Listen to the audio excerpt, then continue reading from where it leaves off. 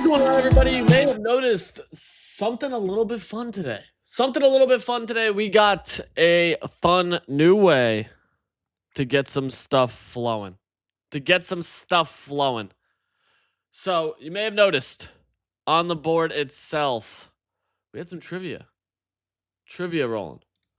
So you guys can actually see what is the main rival professor in the original Kanto games. The rival professor, Professor Oak.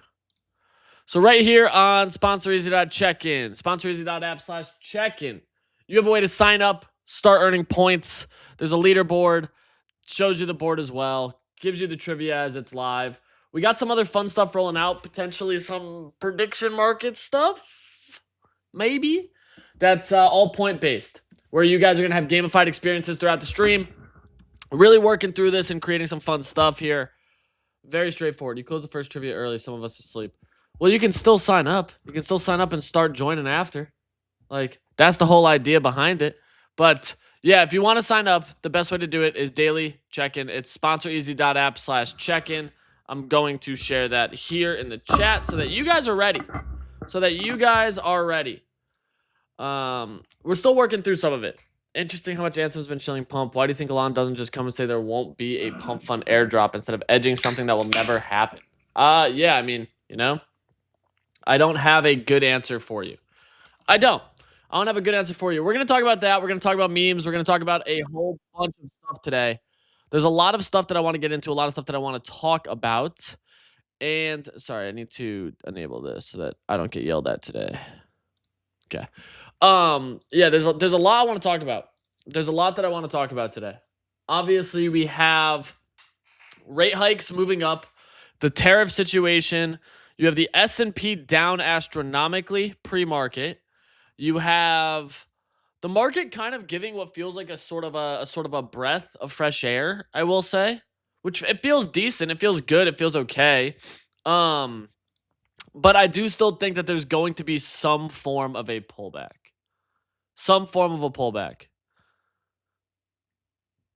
That's what I'm trying to figure out, is when, where, what, who, why, how. And as I continue to look at it, I have some general... I don't know if it's concerns.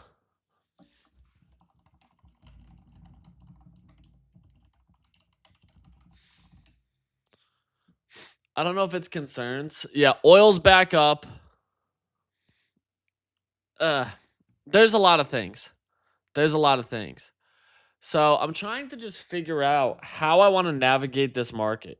Because, like, I've taken memes, I've traded some memes. Some of them have been fun, some of them have not been fun. Overall, though, I keep getting back into this groove of figuring out where and what the edge is. And, like, last night it was tokenized stocks. We saw the GME ticker absolutely rip last night. Absolutely rip. Like, this thing went straight parabolic. Ticker GME.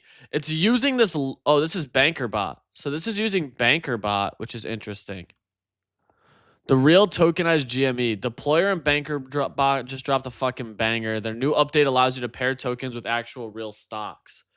So, are we cutting the hood longer, just waiting till closer to earnings? Wolfie, I'm going to hold it. I'm kind of pissed that we got into it, to be honest, because I wasn't expecting the whole market to sell off the way that it did. I wasn't expecting this tariff situation to be as bad as it is. And it seems like the whole market views these tariffs as a really EV negative thing. Hey, Joey Moose, my goat. That was kind of the thing I was watching. I'm like, oh, man. I watched that, and I have some concerns. I do have some concerns. Because...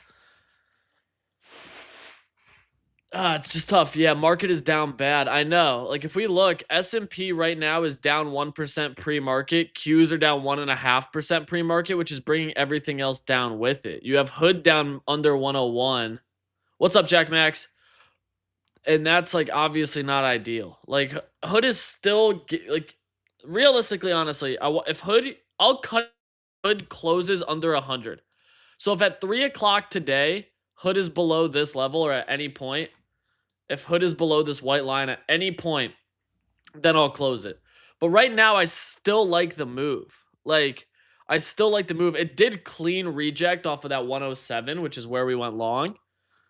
I missed GME on Robinhood last night. I missed it. But yeah, right now, it's even here. Like, if we look at Bitcoin, I want to get this over to Sunday because that's when we'll end up closing this.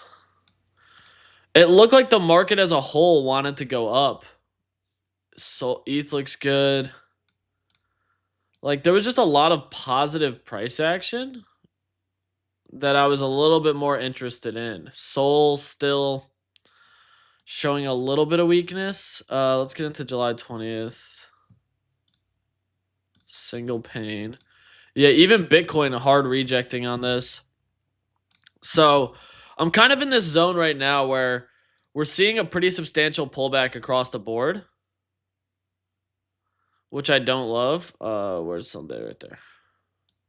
I don't love this pullback. Oh, oops, that's next Sunday. I need this Sunday. There we go.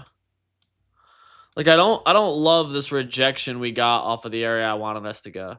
Use Wayfinder to create custom indicators on Hyperlink and never known about them. It's not for you. Slayer, let's go, bro.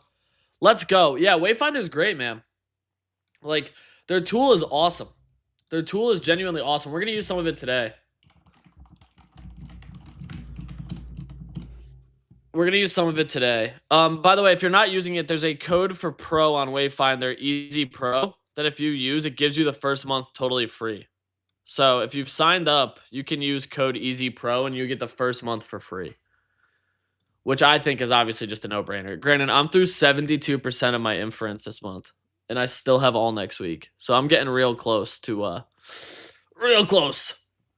getting up and over that number. Yeah, so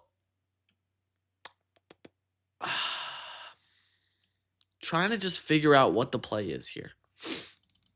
Trying to just figure out what the play is because there is just a lot of uncertainty. Like, even this hype play. Shitty PA on majors and seems like we have a meme runner almost every day right now. Yeah, there's a new meme runner every day, which is great for the trenches, and it's showing that people want something to click. They want to click. The market certainly feels like we are getting some semblance of heating up and some idea that people might just be back.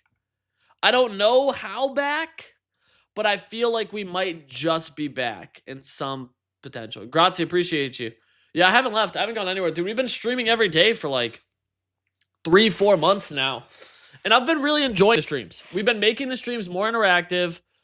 Yeah, GME from 25 mil to 10 in one candle. We've been trying to make the streams more interactive. We're going to continue to scale on that and do a lot of stuff here. The stream board stuff is something Nick and I have been heavily focused on, which we can share and just kind of talk through this so you guys can get an understanding for this. If we get taco, we could see rates and oil come down there after a resumption of risk taking. Yeah, I think so too. By the way, shout out Wrecked Markets for stealing the board. Absolutely awesome. They came in and stole the whole board right before their interview today. Ash, I like the GME dip buy here. I do.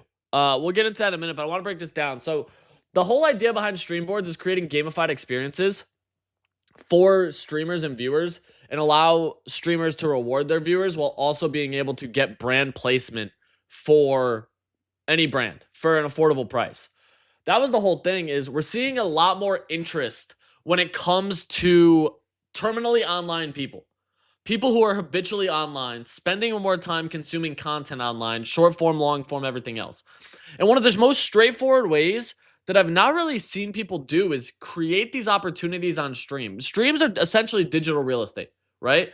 It's a place where an individual with a following or no following can go live, interact with an audience, and get more eyes on anything that they're talking about. So building this out, you're going to continue to see a few more streamers leverage this intentionally and give us an opportunity to get more products, more ecosystems, more memes, more whoever wants the board in front of more people. And it's really where we're going. Obviously, the main goal here is to scale outside of just crypto streamers, but it's how do we continue to develop digital real estate in an interesting and fascinating way? So kind of just working towards that with a lot of this. And it's what started as a 30-day challenge where we're only 12 days in has quickly developed into a full product where streamers get the board for free and we work on just helping brands get exposure across a variety of different audiences, time zones, people, all that stuff. Um, we need a better way to describe us to make us seem more sane. Chianti, it's not just us that are terminally online. The rate of internet usage is increasing exponentially. The rate of internet usage is only going up, and more people with younger generations are going to continue to spend more time online. It's just the honest, cold, hard fact. Like, that's the main thing that I keep looking at here is more people are going to continue to spend more time online. The normies are terminally, yeah, the normies are terminally online for sure. Like, that's the biggest thing is, I mean, they use Discord, they use Slack, they play video games, they watch streamers, they do all this stuff. They consume content. It's just not trading content. It's just not market content, which is just kind of the niche I enjoy. Like, dude, I love the markets. I love looking at stuff. I love finding opportunities. I love clicking buttons. They do fantasy football, sports betting, Instagram. Yeah, Wolfie, you're spot on. But that's kind of the whole thesis of the board is how do we get this in front of more additional people? More people, more opportunities across everything. That's it. That's it. And I just my belief is that digital real estate is going to hold value in some capacity. And if you can give away for brands to get access to this digital real estate in a way that if you guys feel like the board is shilly, let me know because I don't. I feel like it's cool that you guys are it's hyper transparent what someone's paying to get on the board. And streamers don't have to talk about it. They don't even have to use it. It's great for intro and outro scenes. That's it. Like that's it. It's the whole idea is just making the entire system more accessible, more interesting. Like metaverse NFTs. Not quite. Not quite like metaverse NFTs. Dude, shout out the metaverse. Sandbox land, shout out Decentraland, shout out Other Side. That's wicked funny. But yeah, it's just been my whole thesis. And maybe I'm terribly wrong and the board doesn't pan out, but I've been having a lot of fun with it. I've been having a lot of fun creating ways to engage the audience and give y'all an opportunity to feel like you're seen, participating, all this other stuff. So yeah, that's just kind of where my brain goes. It's how I've been navigating a lot of it. It's how I've been focused on the market. It's how I've been focused on working on something outside of trading. And it's been a lot of fun. But we got a lot of stuff to talk about. A lot of stuff I want to talk about today. A lot of stuff that I want to talk about today. Because right now, there's still memes ripping. The market is kind of pricing in some interesting stuff today, right? We have one of the bigger things that I've been watching is this hyper liquid situation. Right now, there is a very hefty hyper liquid unlock happening where we saw Multicoin Capital, Kyle Samani's company, pull up and start to nuke stuff. I get it. We're all guilty, Wolfie. I'm at a coffee shop right now, sipping a cortada on my phone here, chatting, checking pre-open charts, listening to Nokia earnings call this morning. Guilty. For sure. This is going to fly off a desk. Those are the days. Bro, listen. Decentraland was something. But I want to talk about this. So Hype briefly fell 8% from its local highs as Multicoin Capital, Selene Capital, and Galaxy Digital all queued nearly $150 million of tokens for withdrawals. Hyperliquid's Hype token slid to 58 on Wednesday. What's it at right now? It's at 59 right now. I actually don't hate the short setup on this because the reason if we look at this from a 4-hour chart, lower highs across the board over and over. And you're getting lower lows. So theoretically, this should go towards like 54. This area right here is where I'd be targeting. And I actually think that that's probably going to play out. Personally. I do lean that that's probably where it goes. Just on the back of this. Ooh. Ooh. Simply because if we look at this... One sec. I want to see SPY 500. There we go. Did we trade this? Oh yeah, I got stopped out. Oof. Got caught in the crosshairs yesterday buying the highs. Our puts yesterday, if we had one extra day, would have been gigaprinters, but that's fine. Hyperliquid's hype token fell 58 on Wednesday. Large unstaking events initiated by crypto funds. Data obtained from hedge fund and analytics platform Block Liquidity shows Multicoin Capital holding 138 million, roughly 83% of their 160 million sits in a pending withdrawal. Selene Capital and Galaxy Digital have also queued hype tokens worth 4 mil and 29 mil for withdrawal. And in addition, a multi-coin linked wallet also deposited roughly 167,000 hype to Coinbase, possibly to be sold. These bulk unlocks will be processed in 5 to 7 days and will result in nearly 150 million overhang in Hype's liquidity supply. Perpetuals for the token trade around $400 million. The spot market for Hype is significantly smaller. Block's liquidity flow tracker recorded just 73 million Hype spot volume across 24 hours Wednesday morning, 1,500 unique wallets against 1,000 sellers. So you still have more buyers than sellers, but the size is the big thing. Wintermute was the largest net buyer at over 9 mil, while the largest net seller offloaded 5.2. I don't like Wintermute being the top seller. I don't like it. I don't like Wintermute being the top seller. I do not like that. They are a market maker who historically is EV negative. They love to just sell on our heads. But I also just look at the hype chart and this seems primed for downward price action right now. Like a hype short feels realistic. Maybe we wait for a retest here is kind of what I'm watching. Retest there or a retest back at our line. But that's like 61 and 62 are kind of the two levels I'd be looking to, if we could get back up to that, really get into this short for a move down to 54. That's what I'm watching here, simply because of these unlocks. It's a lot of sell pressure and a lot of big funds selling this. So I lean Wintermute's an awful market maker. Easy gets it. They've always been awful. Wintermute's always been awful. Dude, okay. So let me clarify. Wintermute is a really good market maker for themselves. They know how to make money.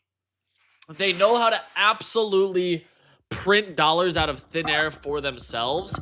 And that, to me, is why I'm significantly less interested in being involved in anything that they're involved in, truthfully. Because when I see them in the order books, I don't want to be exposed to that at all. Like, that's not something that I'm interested in. Wintermute is not a counterparty that I want. They have infinite size compared to me. They have way better exposure on being able to sell on my head. Yeah, I don't want that. I don't want that. I don't want that at all. I don't want that at all. At all. So that's kind of where I go with it. I'm like, yeah, this doesn't feel like a good move to me. They know how to make money. They know how to manipulate and take people out. That's simple. Good for them. But yeah, it's terrible for normies. I mean, dude, most market makers, truthfully, are EV negative. They're great for, like, sustained token price and, like, being able to buy dips and shit. But when I see a big market maker in the books, I don't want to be on the other side of their trades. It's a big deterrent for me. It's a big deterrent for me.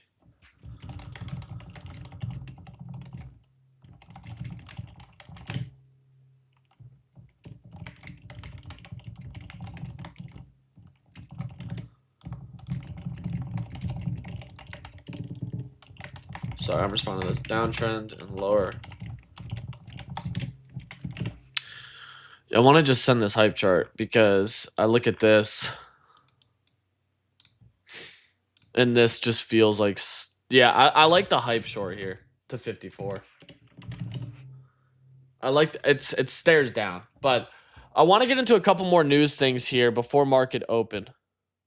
Before market open. It's kind of how I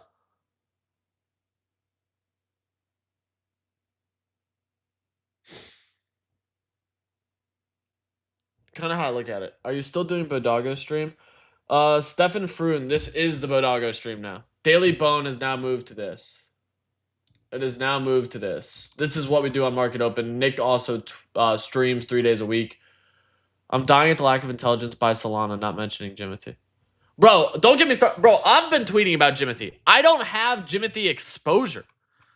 That's the thing, and I'm still talking about Jimothy. It's the most viral thing in the market right now. Like, bro, I'm doing content for Jimothy.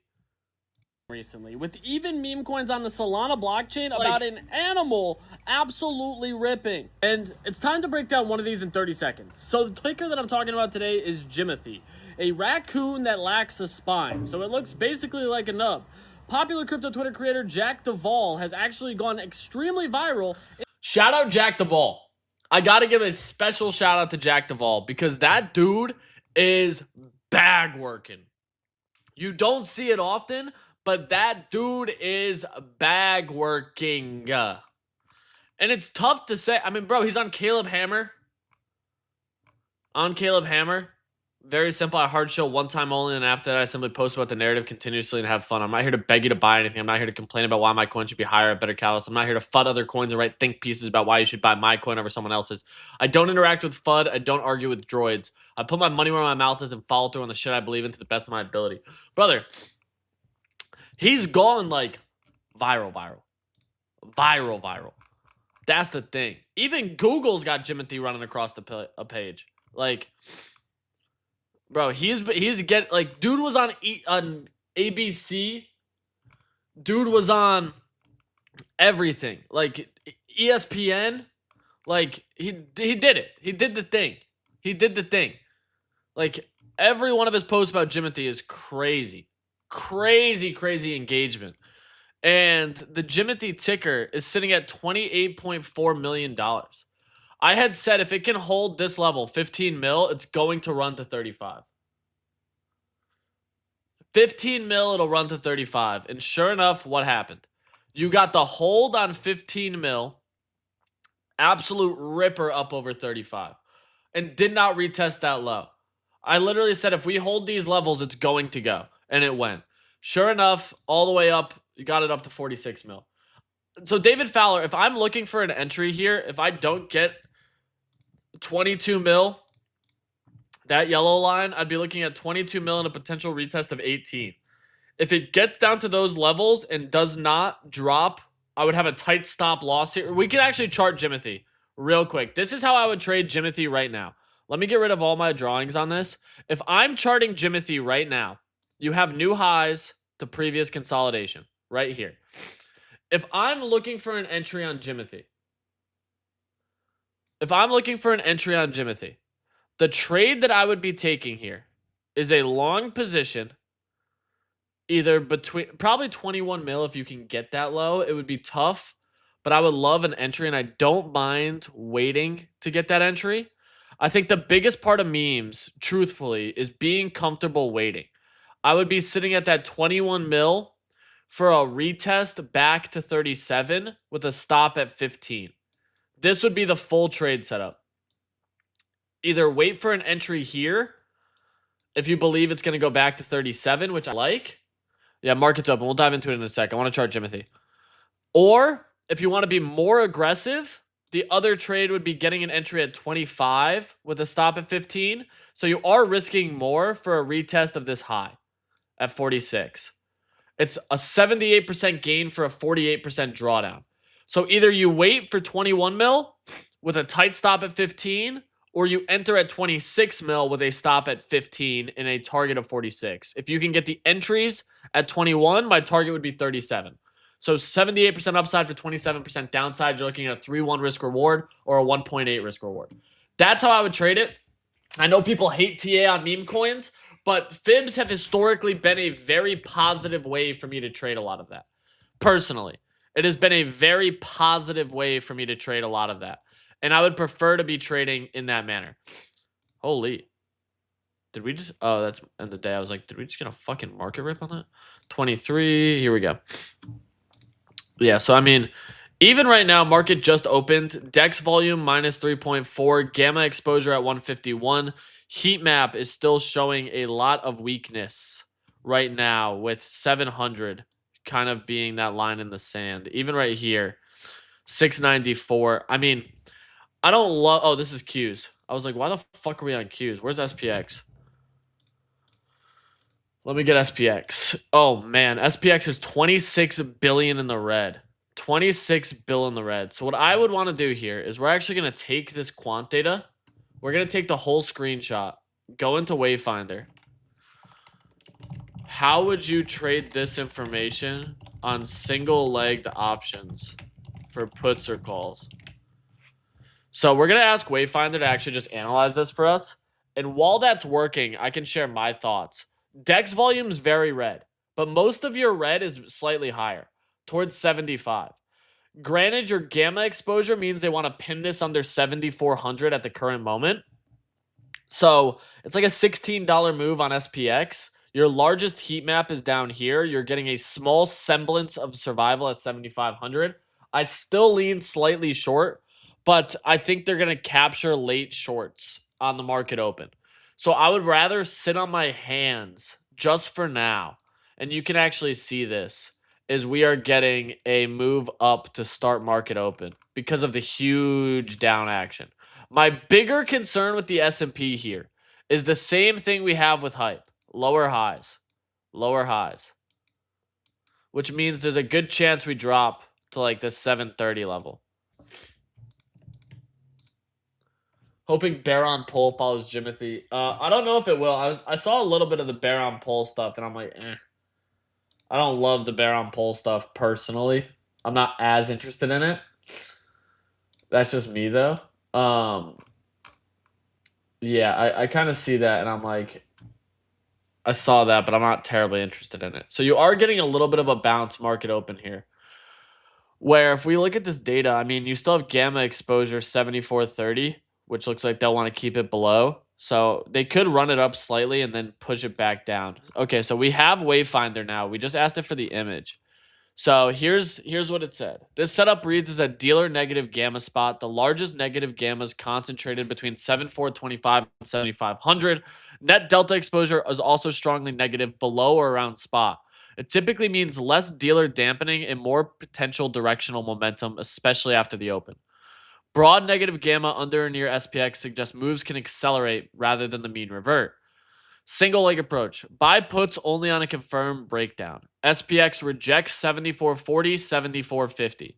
So if the SPX does reject, gets up to 7440, 7450, we're going to take puts, which we are getting a little bit closer to. It says that it prefers slightly in the money or near at the money options rather than lotteries. Same week or 1 to 2 expiry. We're going to play same day. Buy calls after an upside reclaim. So if it holds above 74.40, 74.50, and then breaks the opening range or a clear intraday resistance level with breadth confirming. Positive Vanna profile could support a squeeze extension, particularly if implied volatility. Avoid fading the first move. The main mistake in a negative gamma environment is repeatedly buying cheap counter trend options.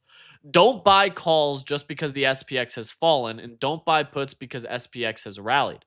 Let the market show acceptance above or below key areas, then use a single leg option to express momentum. Below 740 and weak, buy near at the money put for confirmation. Above 740 and strong, buy near at the money for at the money after confirmation. Between those levels, choppy, stay flat. Theta and whipsaw are likely to dominate. For either trade, take profits in a sharp directional extension rather than assuming the move must persist all day. The option flow map can change quickly as new trades print and implied volatility moves. Honestly, I like its thesis here. So let's say explain this to me like on 5 and mark up the chart on SP 500 so I can see it visually. Let's see what Wayfinder's got for us. Damn, I use so much inference when I look at these images. It just absolutely fries my credits. I'm at 82%. I don't love that. I don't love the fact that we're at 82%. Do not love it, Sam I am. Do not love it, Sam I am.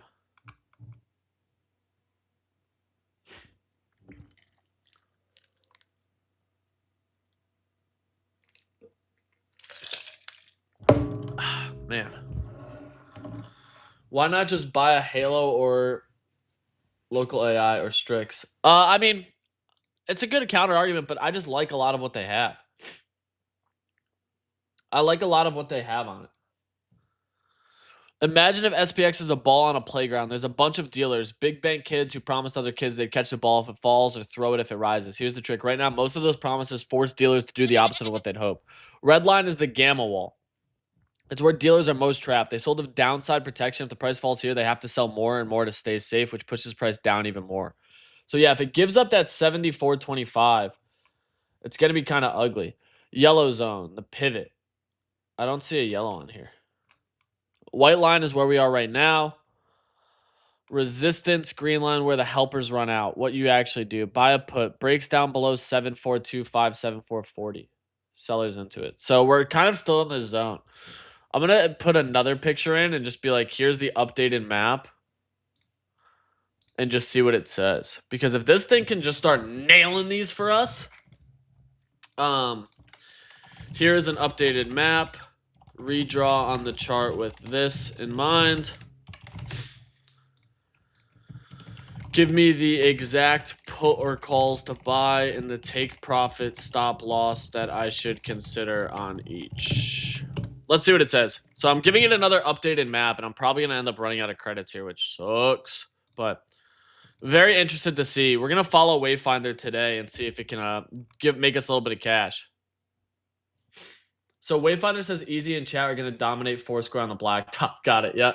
Tristan, we are trading SPY. We're going to take Wayfinder for how we should trade it. DEX is only 20 bill red. 20 bill is pretty substantial, and you have your largest side down at 7,400. Gamma exposure is also at 7,400. So I lean puts. Your put volume is 7 mil, and calls they're selling. Calls are negative. So overall, the whole board feels pretty fucking negative right now. Like, you still have a pretty negative board across everything, all things considered. Vanna's still at 75, pretty substantial. So I'm kind of just closely watching this to see if you get this move towards 7,400. So right here, put trigger, break down below 74.25. That's kind of the thing it's telling me. Exact trade plans, choose one. Trigger, if SPX breaks below 745 and stays below it for a full 5-minute candle. By the nearest expiry, 7440 put, ideally same day, only if you're actively watching, otherwise use next week. 7440, entry after 5-minute acceptance below 74.25. Stop loss is exit if SPX reclaims and holds there on a 5-minute candle. Take profit is a move to 7,400. Take profit to 73.75. So I'm actually going to just front run this and probably buy. I might just buy the put personally. Sounds a little bit ballsy, but I think I'm just gonna buy this at the money put. I'm gonna buy.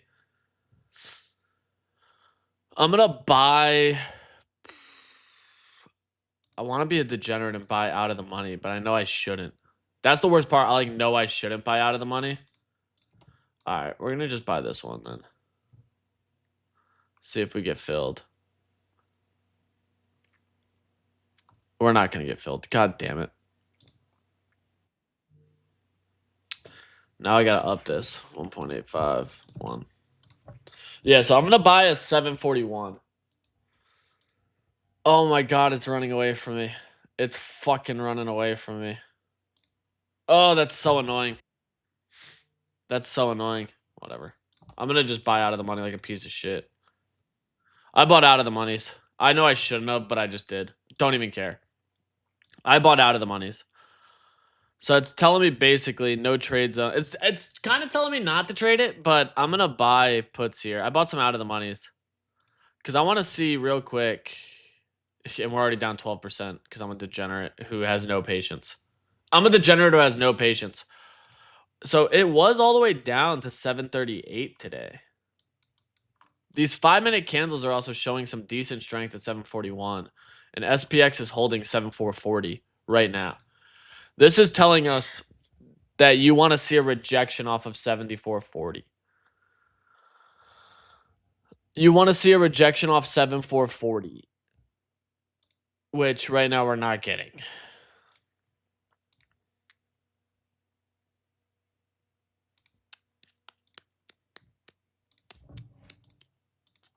I'm also going to buy a 739. I'm on 738, 739. I basically just didn't listen to it. I basically just didn't listen to it. I was like, fuck it. We're just going to buy some OTM, some out of the monies, and just let it fly. Like an absolute, like peak degenerate behavior. Really should listen to it more, but whatever. I want to more just test this theory. See how it goes. Oh my god. Can you just stay at 730? There we go. Probably will drop, but need time. I think so too. I mean, I just look at this heat map. Delta exposure is still very red, and your largest MVC is 7,400, which is why I'm like, yeah, well, let's just take a swing. Probably not the best, most logical move, but we're going to take the swing.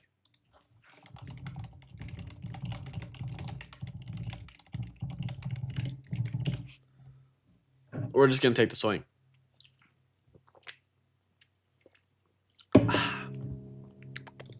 Let's see.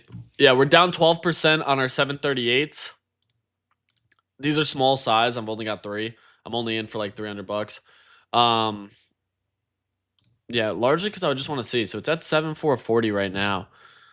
And we want to see it hold under this. Can you mark up the chart in full and let me know where our stop is? Let's see what it says.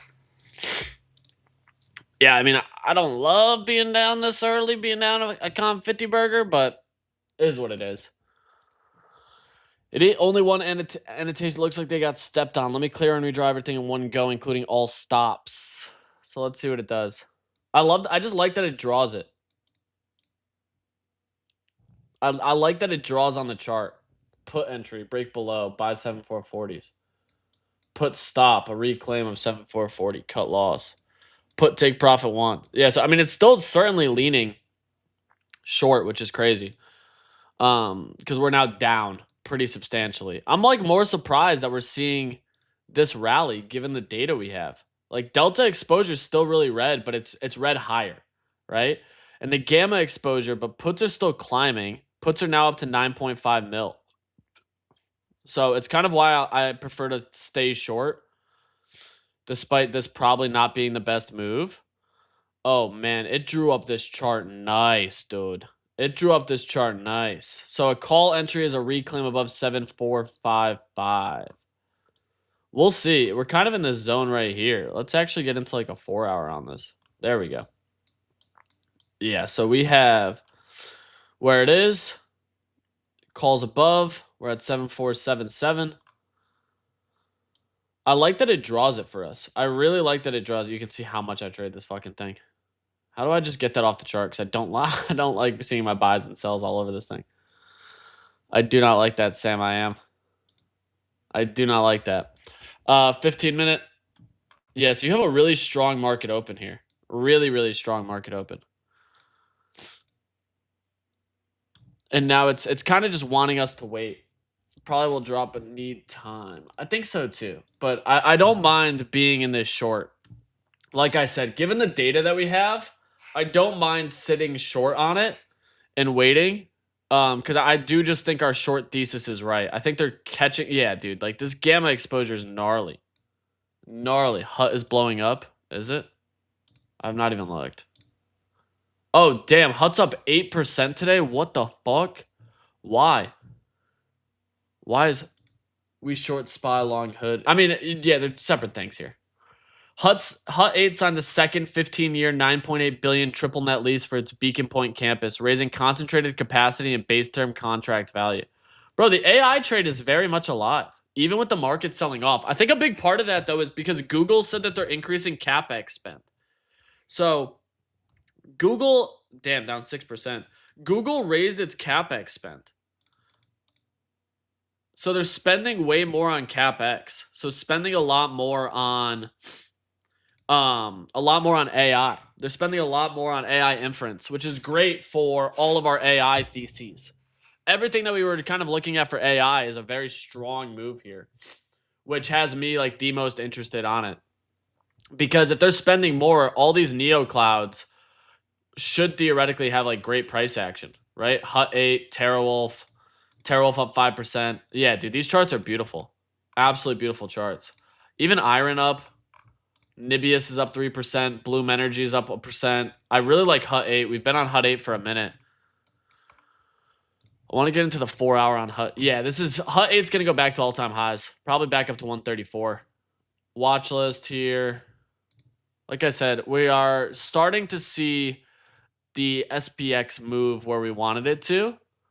Now that we're getting these 5-minute rejections. Wow, look at that.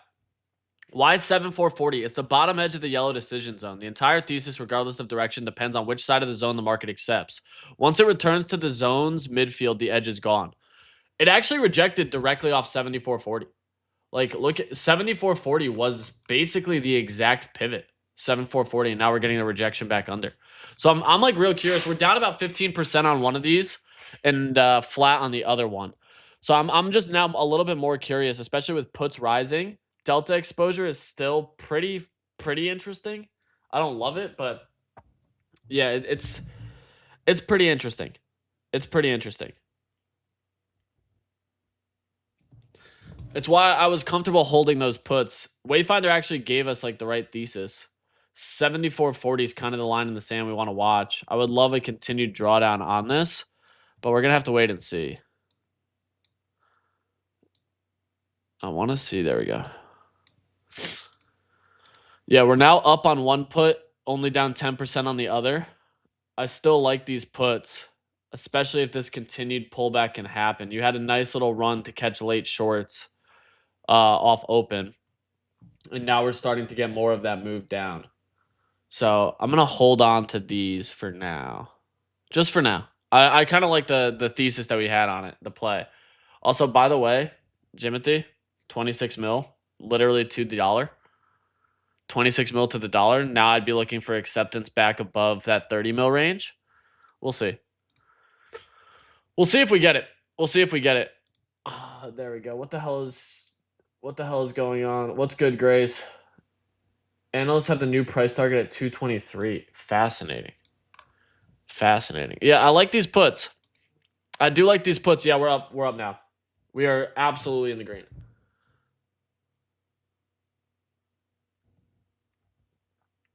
Absolutely. Yeah, we're in the green bigly now. We're in the green bigly. Up 22% on our 739s, up 5% on our 738s. So shout out, dude. Shout out Wayfinder. Talk about nailing the pivot. I think hype is a good short. I talked about this right at the start of stream when we were looking. Right at the start of stream, I actually talked about the hype short that I like. I think that you're continuing to see these lower highs, and with the unlock next week, I'd be targeting $54. So that's kind of where I'm targeting it. Wow, yeah, we're up pretty nicely here. I actually think we're going to continue to this downside towards 7,400, which is unreal. Dude, Wayfinder's a cheat code, man. Granted, we're still at 82% of inference, but now it's saying to keep eyes on it for a move down to 7,400. We'll see if we get if we get all the way down there, that's crazy. That's crazy. If we get all the way down there, pretty substantial move on the day, which I'd be happy about. Man, not too bad of a morning so far. Actually, not too bad of a morning. It's been a little bit of fun. A little bit of fun. Like I said, I want to stay in these puts a little bit longer. We're up 31% on our 739s, up 14% on 738s. Close those trades before OSF comes on. I know, I'm going to probably have to. I'm like, I got to probably do that. Yeah, now we're really ascending. We're up 51% on 739s and 30% on 738s. We actually waited for a very good time. And now we're actually breaking down on this into the put entry that it likes. So you're getting full rejection, full retrace. I like that Wayfinder draws us on the chart because we actually had this orange line was the pivot. The Clarity Act I'm torn on, man. I don't really have like too strong of an opinion on it. I don't love some of the stuff that they've added, obviously, but I don't have like a crazy strong take one way or the other on it, truthfully. I don't have a nuts take one way or the other, if you want my like completely honest opinion on it. One second, I want to see Hood. Yeah, Hood's only down 1% and is actually not a bad 4-hour candle here, which is crazy because we're short the S&P. I'm out. Another day, more green. Nice trade, Chianti. Absolutely nice trade, my friend. I'm going to probably hold this Wayfinder trade, though. I want to see how it goes. You can see I still have my sell here. But I want to see how Wayfinder, if it actually can nail this trade. I realistically should be cutting some of this, I'm sure, but I don't love that gamma exposure is still so low. 7,375. Gammas are all to the downside. DEX volume still 20 billion in the red. It just looks like we're going to have a pretty ugly day across the board. Pretty ugly day across the board. Which is where I'd almost rather continue to position for it. I would much rather continue to position for that downside move. Closed mind, book some P. Nice trade, Wolfie. Nice trade. That's what it's about, dude. That's what it's about. The slightest green is better than any red, man. Slightest green is better than any red. We always say that. We always. Yeah, we're up nicely. 58% on our 739s now. And 38% in the green on 738s. So we actually have some pretty good moves on this. We've re-given back right off of the pivot that Wayfinder outlined. Literally off of the pivot to a T. Wayfinder with the absolute alpha. Now it's actually saying we probably dip down to the 7,400. So I want to see if we get there. I'd be very happy if we do. It'd be a very good day. But yeah, I'm pretty comfortable at the moment holding these. I'm going to close one of these. I closed one. One of my 738s I just closed. Still holding the 739 at the moment. I closed one 738 on this as we continue to hold under this level. Puts did just drop somewhat substantially, which I don't love. A lot of put closing there, so maybe yeah, we're actually gonna book the win. We're gonna book the win, chat. I don't hate booking the win. Good day today. Good day. Oh, did you close Hood? No, I did not close Hood. The account that Hood's in is my actual brokerage. Not this account that I show on stream is only SPY. I only trade SPY on this. I only trade SPY. The account that I take like more stock positions in is I don't like showing it, sadly, like to be completely transparent with you guys. It just has more positions in it. Those are like longer term swings, and I bought those calls on an account that has Hood shares. So I have covered capital in case I get assigned, which I can take that assign, which I'm fine with. So that was more why I did it that way. It's just a slightly different account. The SPY account is only SPY, and I'm very strict on that. Waiting for the next INOT on Webull, and then we'll be banned? Probably. Wow, and they just ramp put buying back up again. Just ramp the shit out of it. So I want to see how close Wayfinder nails this trade today. That's what I'm really interested in. But we did close the trade before OSF comes on, so I'm completely content. Really good market open. Absolutely nailed market open today. Shout out Wayfinder because that was a fucking cheat code. Being able to now upload the image is absolutely unreal. Like, that was great. It gave us the pivot on where we should enter. We entered, caught the very next 5-minute candle, 15-minute candle, and had a very good move. Had a very good move. Cannot be mad about green days at all. That's what I enjoy trading. So we have OSF coming out in 5 minutes. What I want to do real quick is, if you guys can just bear with me, I'm going to go grab a water while I throw this up, and you guys can play some friggin' trivia. You guys can play some trivia on here.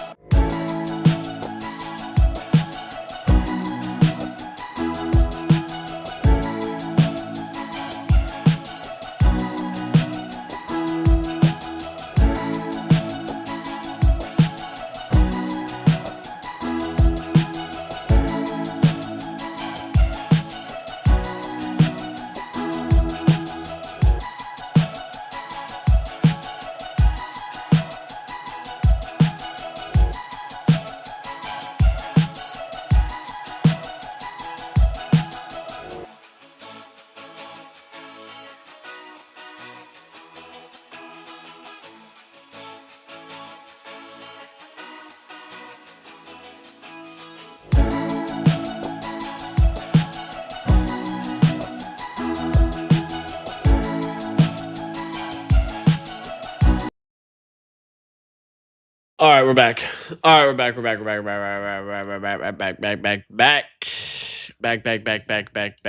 back.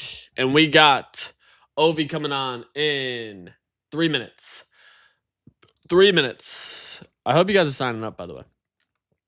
I hope that you guys are signing up, checking in, doing your steps, doing your stuff, because we're going to continue to have some fun. You asked why am I always getting up to get water? Dude, I just forget it. You have to understand. I wake up. Then I have to go clean out horse stalls, and then I have to come on stream right after. It's kind of a fun.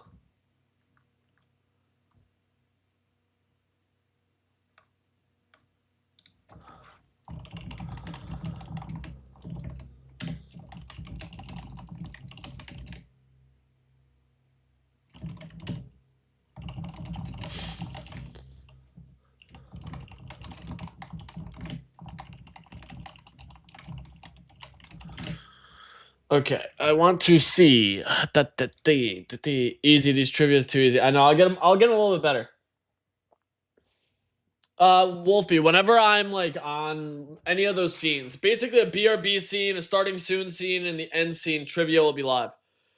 And then we're also gonna have some more gamified stuff with some of the prediction market stuff, for points, where you'll be able to allocate points to prediction stuff. So yeah, we're gonna have a lot of fun with it. We got Ovi on in 2 minutes, and I'm very excited about it. Very, very excited about it. Excited to talk with him on a lot of this stuff. Who, what, where, when, why, how he is navigating the market. I'm excited about it. Very excited about it, because I do think that there's a lot to talk about as far as the market goes here. Oh, dude, my allergies are acting up. But yeah, those points, I don't know exactly what they're going to be used for just yet, but we're going to do some shit with them. That's the thing. I want to just give you guys rewards for tuning in every day somehow. I mean, like, anytime sponsors hit us up, do the board stuff, give us stuff to give away. That's probably, like, the best way to do it. That's probably the best way. I don't know if it's, like, is there an API? What do you mean? To, like, make sure you have the trivia ready? An API for what exactly? That's what I want to figure out, what you mean. So, yeah, let me see. I gotta actually text Nick real quick.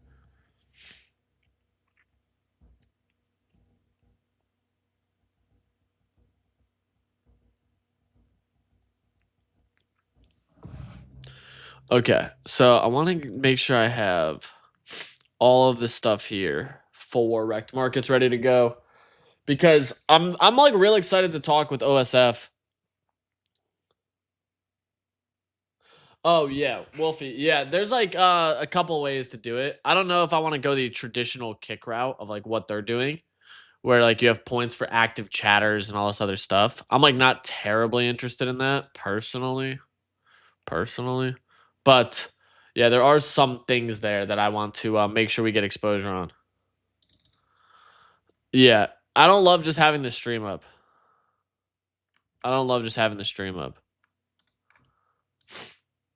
Man. Jimothy moving up nicely, by the way. We were watching this pretty damn close. That's at 29 mil. Moving strong. Let me see where OSF is.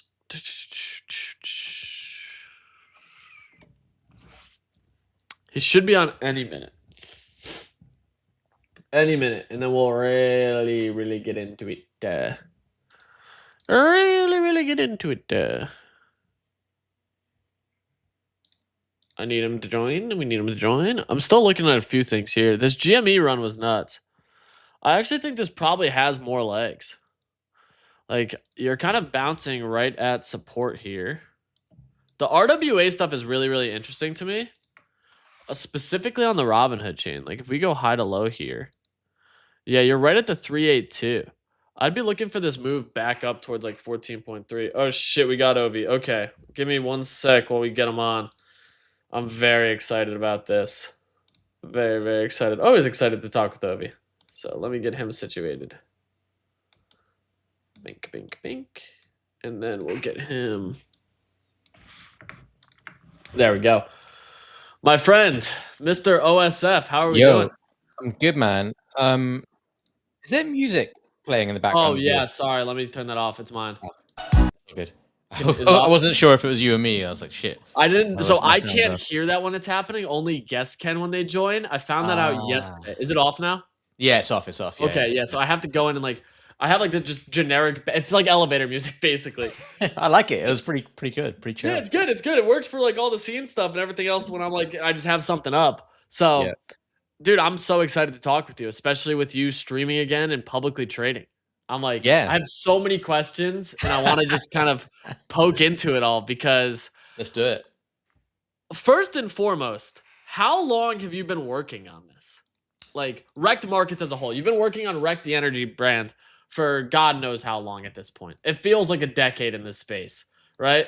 But Wrecked Markets is this new kind of primitive of just public trading, right? And I guess what I'm interested in is like from inception to where we are now, how long did it take for you to go live with this? You'd be surprised. I built the entire thing basically over a weekend. Okay. Like 2 weeks ago. I think the idea, the ideation of it takes longer. Yeah. But for the main concept of it really was like, look, we've come to a stage now where we have wrecked energy, we have wrecked products, we have inventory, we've figured out the whole manufacturing and distribution and that kind of stuff. And we need to start, getting in front of an audience that wants to consume this stuff. And I think we get all the data from when we, sell stuff online and sell stuff from our online store. And it was like pretty much people in crypto, people who are what I call terminally online. So always spending time trading, doing AI, all that kind of stuff. So we were like, well, look, what got us here to the first place was sort of the content we created. And then we stopped doing it when we were building the company. And then I was like, why don't we just start creating that content again now that we have a bit more spare time, and use that as a funnel to get wrecked energy and our products out there in front of people as well. So it's kind of like, a pure play CPG brand will just own the CPG business, and then they'll go out there and sponsor stuff, and they'll go out there and find other things. So we're not really a pure play CPG brand. We never were to begin with. So now I thought is like, okay, let's own the products layer, the manufacturing layer, and now let's also own the content layer as well. And then the two things combine, and hopefully it will work out. So let's see. That was the idea behind it, and it's also obviously been fun to get back trading and build some cool stuff as well. You took a hiatus from trading for a long time. I did. It feels like what was it? Almost 2 years. Basically 2 years. Basically did nothing for 2 years, and I think that's kind of been an advantage because I think people are a bit jaded in trenches. People are a little bit jaded, so it makes you miss stuff. And I think people have maybe missed some of the stuff on Robinhood, or maybe people miss Ansem because they're just like, everything tops out 10 mil and that's it. So I think taking a 2-year hiatus and coming back with like a fresh perspective, I think definitely helps. I do think that helps. I think so too. And I think in general, what you've done with this is such an interesting approach, because the way I do a lot of the finance content is I'll start with like a $500,000 port. We'll trade it on stream because I like to make it as relatable as possible. Like something that's not a much larger book. Your NAV is 1.4 million that you're just publicly trading. Yeah. Is this like your actual full portfolio that you're managing here? Like on chain at the moment? No, I mean, I have stuff outside of this, but this is, I guess, something I'm trying to actively trade a bit more. Okay. There's stuff that I own long term that I'll just hold, and you'll manage it once every few months or few weeks. But I have like a brokerage account, an equity account that like I'll do very simple stuff, mostly buy shares. Like my Robinhood shares are in it, right? I have Open Door, I have Shaz, I have some other, because I saw you bought Shaz too. I've been in Shaz for a little while now. And then I'll do like very simplistic covered calls, some sell puts, but like, and those are like, I'll do it and let it play out. My Robinhood shares, people are like, what's your target? I'm like, it's much higher. So I don't need to go and watch it. I don't care what happens each day. I'm like, it's fine. But this is fascinating to see. So is this all on chain, or did you wire up a brokerage account with it too? Yeah, so my brokerage account is wired up to it as well. Okay. So it's both, it's on chain, Hyperliquid, which I guess is on chain, and my my interactive brokers account as well. So everything is all like through APIs. Every time I do a trade, it gets reported live. The P&L and risk is all live as well. So, I mean, it was sort of like when I started doing this stuff, I was like, oh, this is kind of like a useful dashboard for me to have anyway. And I was like, oh, why don't I like make this public? Because I think one of the criticisms I have of the trading world is you just see so many people saying, I called this and I called that. And, you know, no one really has any receipts or anything to show for it. And yeah, you know, on Hyperliquid you do.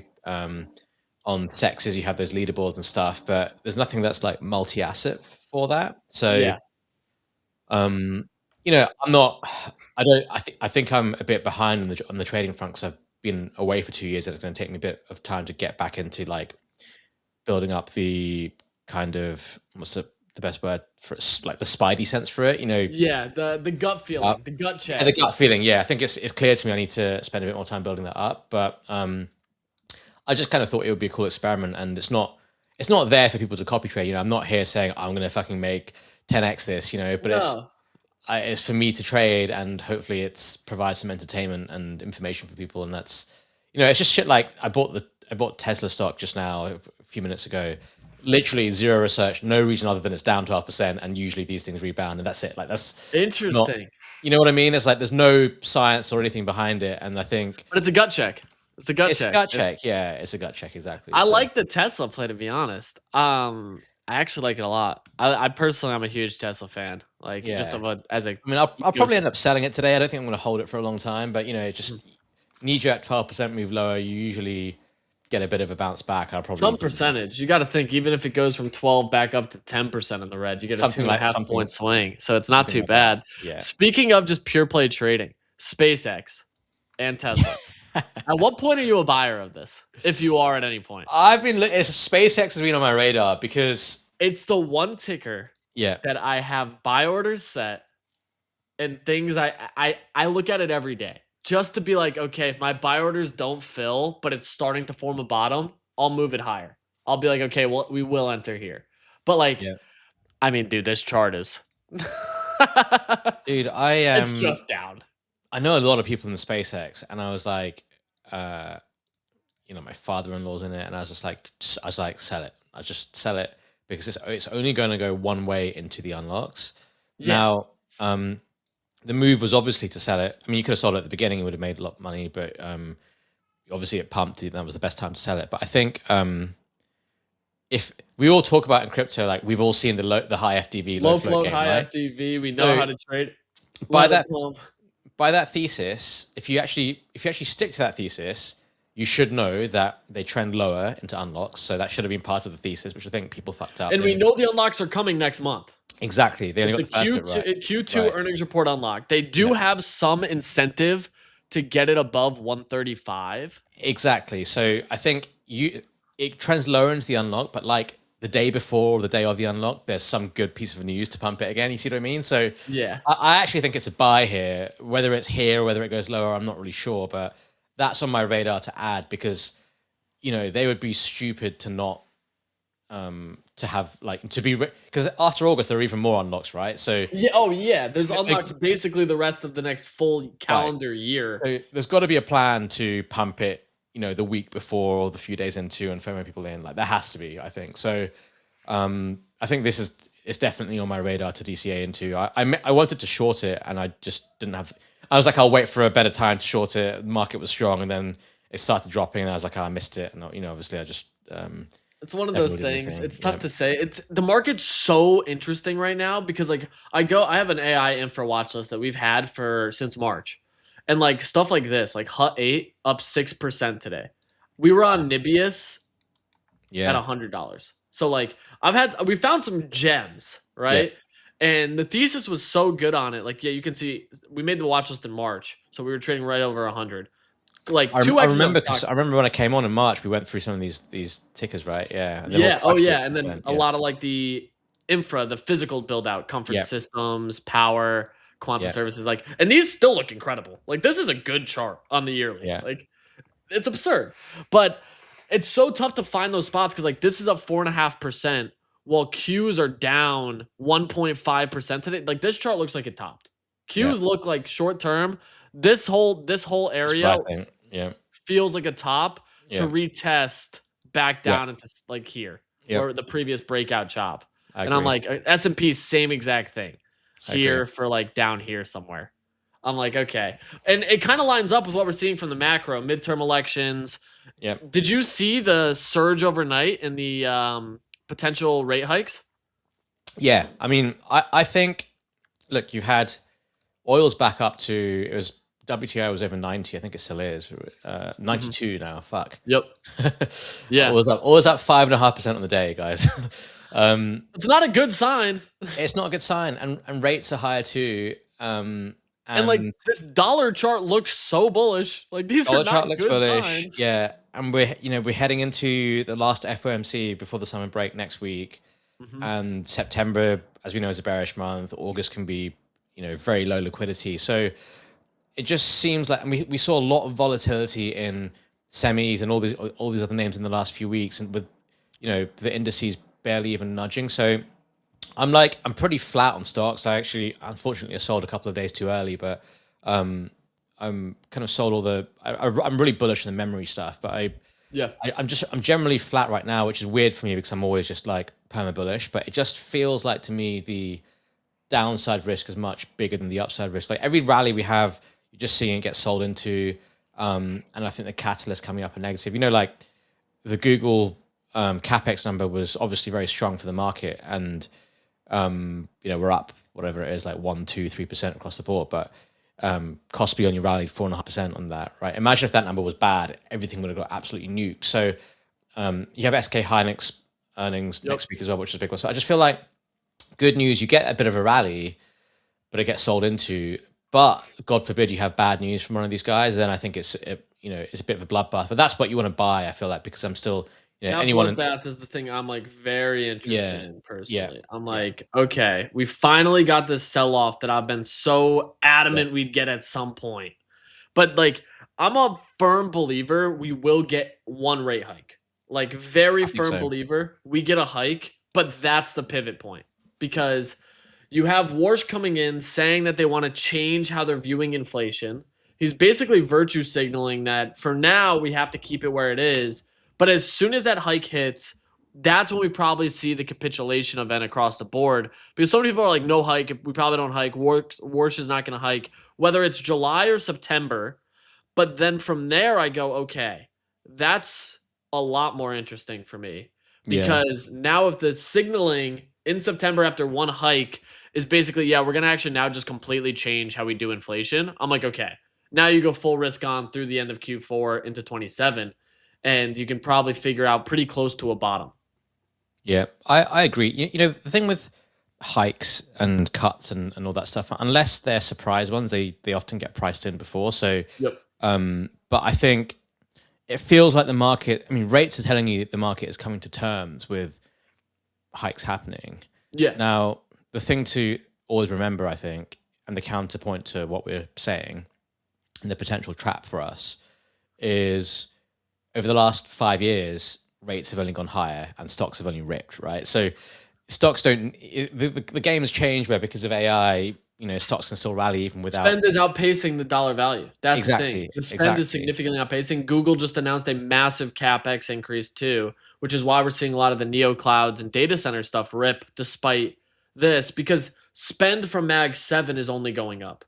So even if rates go up and the dollar's worth more, the spend is going to outpace the value increase of the dollar. Yeah, exactly.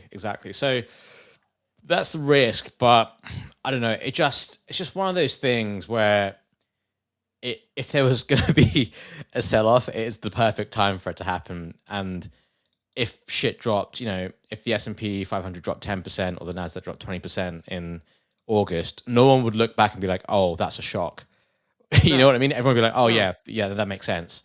If anything, people would be like, finally. The amount of good traders I know who are not crypto traders, like my TradFi friends, they're all just like, dude, we have no issues sitting here and waiting. Like, we know it's a matter of when, not if, and when that moment happens, we're going to deploy. So it's like, oh, okay. Like, you're just not heavily risk on. You're watching it. You're seeing this, but like the confidence and belief that there's still going to be some form of a pullback sooner than later is like where a lot of that is happening, right? Yeah, exactly. So You know, it's always a tricky one because when you're long and it goes against you, you're all in your head. You're always like, well, I like this risk. I'll just hold, and eventually it's going to go higher, and it's fine.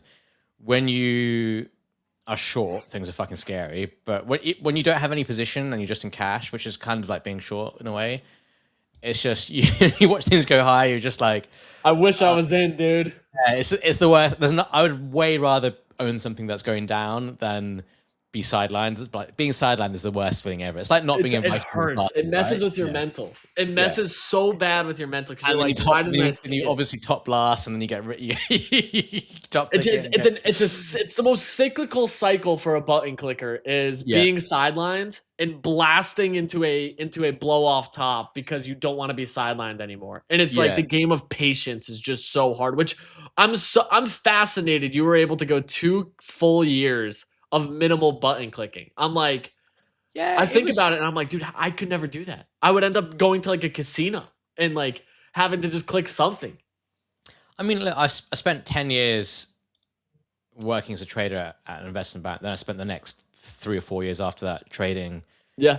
So it was a long like road of trading. I did feel like a bit jaded by it. You know, I just felt tired of like having to keep track of everything and all that kind of stuff. And so it was quite a nice break, and doing something different was good too. But it does feel good to be back. You know, it feels good to keep keep on top of this stuff again, and be more involved. And it kind of, I feel like everything is sort of starting to come together and fit together now for everything at Rect. So, and I don't want to ruin your stream, but I was watching the activity on Rect Markets. And you just had a buy today. Yes. A buy today for pawns. Yes. Yeah. I want to talk about this. Why?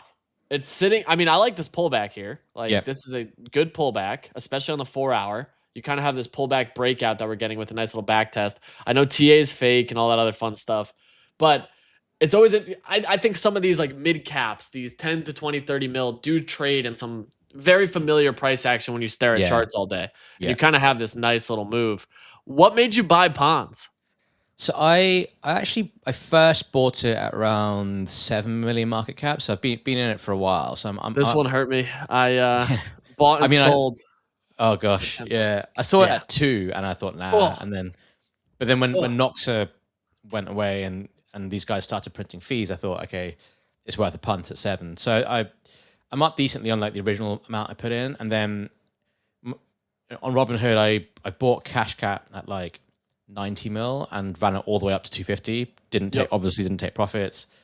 Sold it back at 90. Yeah, bought it around the 50s to 60s, and then I think I rotated. So that buy of ponds today is me rotating the rest of my Cash Cat into ponds. And look, it's a tricky one because everyone can see the fees, right? And there's 382k, I think.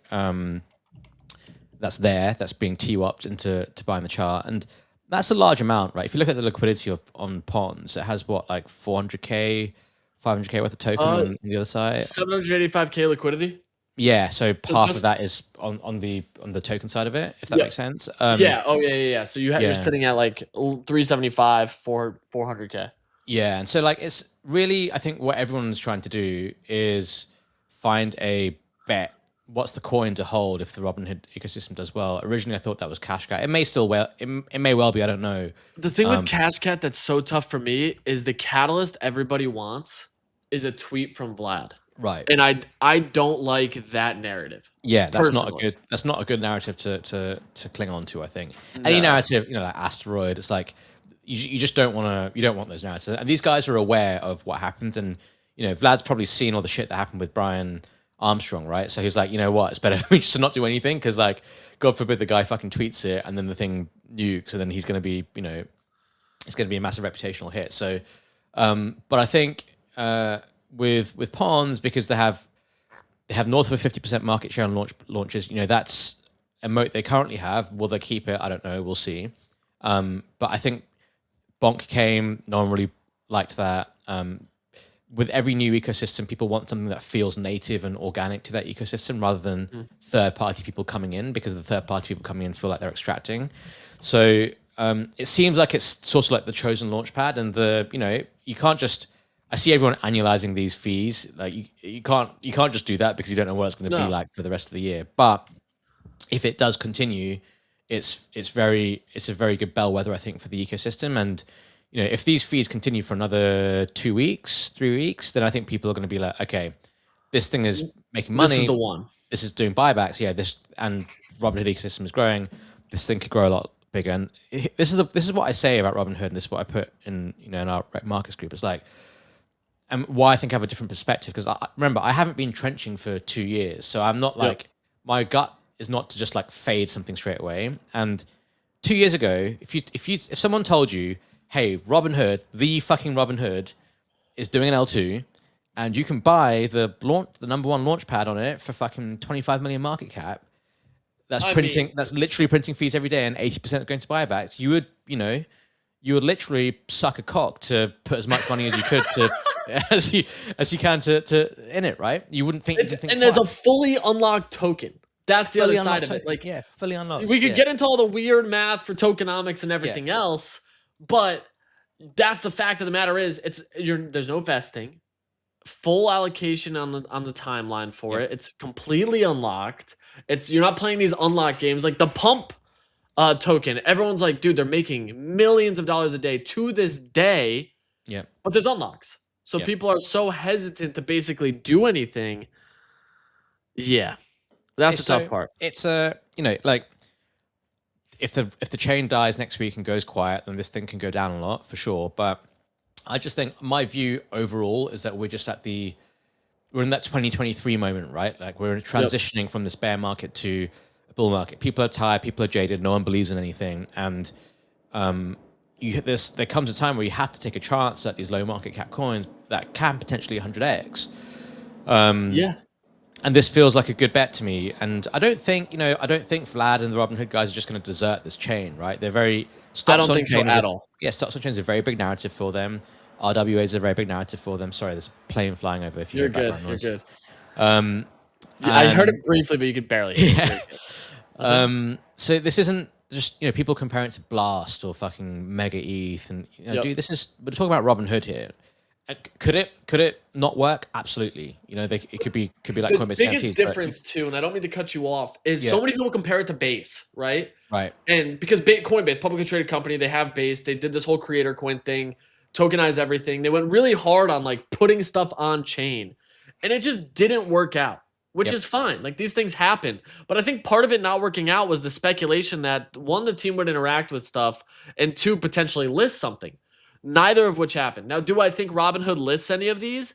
I lean no, personally. But they don't need to list it to drive action towards it. Robinhood's essentially spun off into 3 apps. They have Robinhood Banking, the brokerage, and now the wallet. The wallet being the full DeFi product. If they can use the brokerage account to push users to the wallet in any capacity, that opens up an unlock of literal hundreds of millions of users. And I'm like, that feels like a no-brainer to me, right? It's the largest retail app. Vlad is openly accepting. He posted the 2 wolf meme with like inside of you there's 2 wolves and it's memes and RWAs. And at first everyone's like, he's only talking RWAs. He doesn't care about memes. They're accepting of the fact that the chain has been so heavy and hard with memes right now. And they're kind of leaning into it, which I'm like, this is Robinhood really interesting. It's the OG retail app with people doing meme stuff, right? Vlad gets it more than anyone else. So, I think, remember, you don't need their 30 million users to come on and start trading crypto. I don't think that's going to happen. But you need a narrative, and that narrative is there. So I think, look, there's always a new narrative at the start of every bull run. Is it going to be Robinhood? I don't know. But are you going to feel really fucking stupid if Robinhood absolutely rips in 2 months and then you're sitting there and you're like, fuck, it was so obvious and I didn't even bother? You're going to feel really dumb then. I'd rather lose money on it than be kicking myself in 2 months' time if this thing really did take off. That's my view. You're gonna be punching yourself because it's one of those things that feels obvious in hindsight, right? Like it's, quote again, the retail chain. It's the one that we've seen. So the other thing is, future generations are already basically getting tabled up for it with things like the Trump accounts. Like Yes. my whole thesis for so long has been more people spend time online and want apps that do everything. When you get into a bank, you typically stay with that bank forever unless you're in crypto and they force you off because they don't like crypto, right? Yeah. Now with Robinhood though, they're forcing this younger generation to basically accept that Robinhood's probably going to be their finance app of choice because when you're born, you're getting $1,000 just in an account, and it's like, yeah, this is in this account. This is yours. Like, use it, have fun, and it's like, okay, that to me is the most interesting side of it. Is you're forcing the hand right now, where these individuals are kind of like pigeonholed into now being Robinhood users. Yeah, that's exactly right. And I think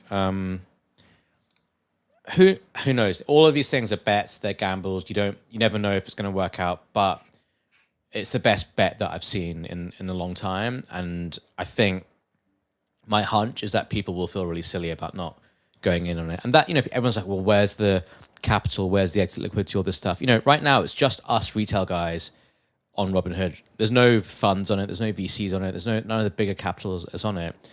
And something like Ponds, where people have done well on hyperliquid, they've done well, they understand the fees narrative, and this is playing out in action. That's the kind of thing where it just takes one fund to be like, cool, we're going to buy $1 million worth of Ponds. That's going to fucking move the chart, right? Because it's going to absolutely rip the chart. Not even move. It's going to just send the chart. Like, that's the reality. Is $1 million buy. Oh man. Yeah. So, and now imagine there's like 3 guys or 5 guys that want to buy it. That's all it takes, and I just think that's something that could very easily be north of 100 million very quickly if this activity continues. And I think my guess is like the funds watching it are just watching the fees every day, and so long as the fees persist, then great. If the fees start to dwindle towards zero, then yeah, there's a problem, and it may not work out. But that's the thing you've got to keep an eye on, basically. No, and I think we have very similar reads on it, where we're both just kind of like, this feels like what's going to happen here, right? Like this just, I can't put a pin in it. I can't figure out exactly what it is, but it's been so interesting to watch the move that we've seen and how it's kind of played out so far. I mean, dude, I know people who were on it so early, like disgustingly early. Before like the chain even fully launched, and it was like, okay, this is nuts, right? Yeah, I know. I was like, fuck, how did I miss this? Because I would have, if I was aware, I would have definitely gotten involved. But it's always easy to say that in hindsight, isn't it? Yeah. Oh yeah. It's hindsight's 2020. So I know we've been going for 30 minutes. We could talk basically all day. Like it's a very easy conversation with you always. So the last thing I really want to cover is like more the content side of things, because you've launched this publicly traded thing with Rect Markets, and you're kind of driving this thesis that I've had. I know Thread Guys had it. I know a few others about finance, and it's a niche community of people who want to participate in morning shows and end of day shows and all these components. But I've watched your stream the last couple of days. I've enjoyed it. You do a great job. What do you think this kind of moves into? Do you think it's going to stay niche, or do you think the finance vertical as a whole is really going to open up to a wider audience? I think that's a really good question. The answer is I don't know. I think we felt like we needed to do something on Rect to keep us relevant. And I was like, well, what does everyone in this community like doing? Fucking trading, gambling, being degenerates. That's how we grow our audience. Let's do it again to keep Rect relevant. And, we'll just do buybacks for all the subscription fees and that will work. And I think we have like close to 200K that's going to go into Rect once we get the fees from WAP. So, that's the main thing. And as we're doing it and as we're growing it and adding features and the community is really engaged, obviously this is the honeymoon period when everyone's like excited. You have to keep it going. It does feel like there's an opportunity there, but I think we have to be different. Like there's loads of paid groups out there. There's loads of trading content out there, crypto, finance, everything, you name it. There's just fucking everything. So when we did this, my thought was like, look, we have to do something fucking different and unique and give someone a different experience, which is why all the risk and P&L is live. And I think the whole concept was like, okay, you're not meant to come on this and be like, I'm just I'm just listening to someone tell me what to trade or listening to someone what to look at or how to feel about something. It's like the idea is more meant to be like I'm on the trading floor, Mando's that side of me and you're the other side of me, and you're seeing all the risk, you're seeing all the thoughts, and we have all these different features on the dashboard that you can get involved with, and you're meant to feel like you're part of like the trading desk. And I think that's the concept for it. So needs a bit refining. I think the streams need a bit of work. I'm not a natural streamer, but Not yet. yeah, not yet, yeah. But I gotta have a different style, you know. I can't do what you do. Like I don't have the ability to do that. I'm not. I don't think I'm always the most engaging person, especially from streaming by yourself is tough. But I think it takes a skill. Like it's a skill, yeah. And I think I don't mean to sugarcoat in any capacity. It's like I was talking to Nick about this yesterday too, because he felt the same way. He was like, dude, I don't know what it is. He's like, I've been rewatching some of my streams. It's tough as one person. And I'm like, yeah. Oh, it absolutely is. But part of it is like a game in a sense of how do you engage the audience? Yeah. How do you get them excited? How do you get them to feel like they're involved? Exactly. And that's been a big part of it too, is like we're building out these fun mechanics of like, let's really gamify the audience experience. Because for them, I'm like, yeah, this makes the most sense. I'm like, why would we not want to make them have fun? You know? Yeah.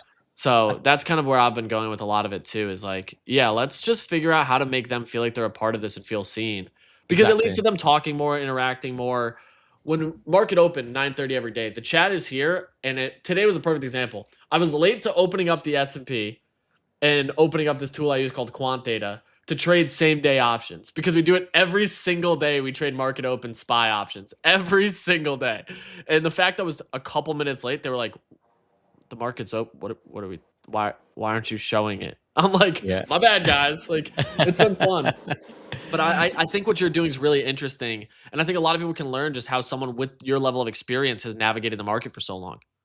Yeah, there's a bit of pressure on, you know, because like I had a really good start when I was doing all this stuff. Unfortunately, that wasn't when it was all live and public. And then I've just done some stupid shit in the last few days. But that's also right now, the stupid shit is the best stuff. Like when you get beat up a little bit, people love it. It's just part of the game. And that's the thing. I think, you know, on the point on streaming by yourself, I think I watch things where I like the personality of someone. I think it's a bit of like you get invested in the character a little bit. And I think if you have a fake, I was like, if I come out and try and be a certain way and you have a fake character while doing it, I'm going to find it very hard to keep that sustainable. So I think the idea really is like, I'm just going to sort of try and be myself. And maybe that's not immediately engaging to lots of people. Maybe it is, I don't really know. But over time, if you keep it consistent, you eventually grow a following and a crowd and you know, a group of people watching it who are engaged with it and actually want to follow the character story. And I think that's the idea. So it's, you know, we'll just see how it goes. I don't really have like a specific plan for it other than just going to try and keep it consistent, do it every day. And hopefully, you know, over time it grows. So that's the idea. I like it. I think you're doing an incredible job. And if you're going live in 26 minutes, right? Yeah. So I'm going to try and do like 11 Eastern time every day. It's tough to know when to do it. Like I didn't want to do it at times when like you're streaming or Thread guys streaming or the other guys are streaming, but you know, this time kind of works quite well for me. And, it's great. Market's open. You let the middle market of the day markets. Yeah. It's exactly, a really good time, because I did the same thing. I was like doing it at nights, and I was like, the market's not open, so the volume's so much lower.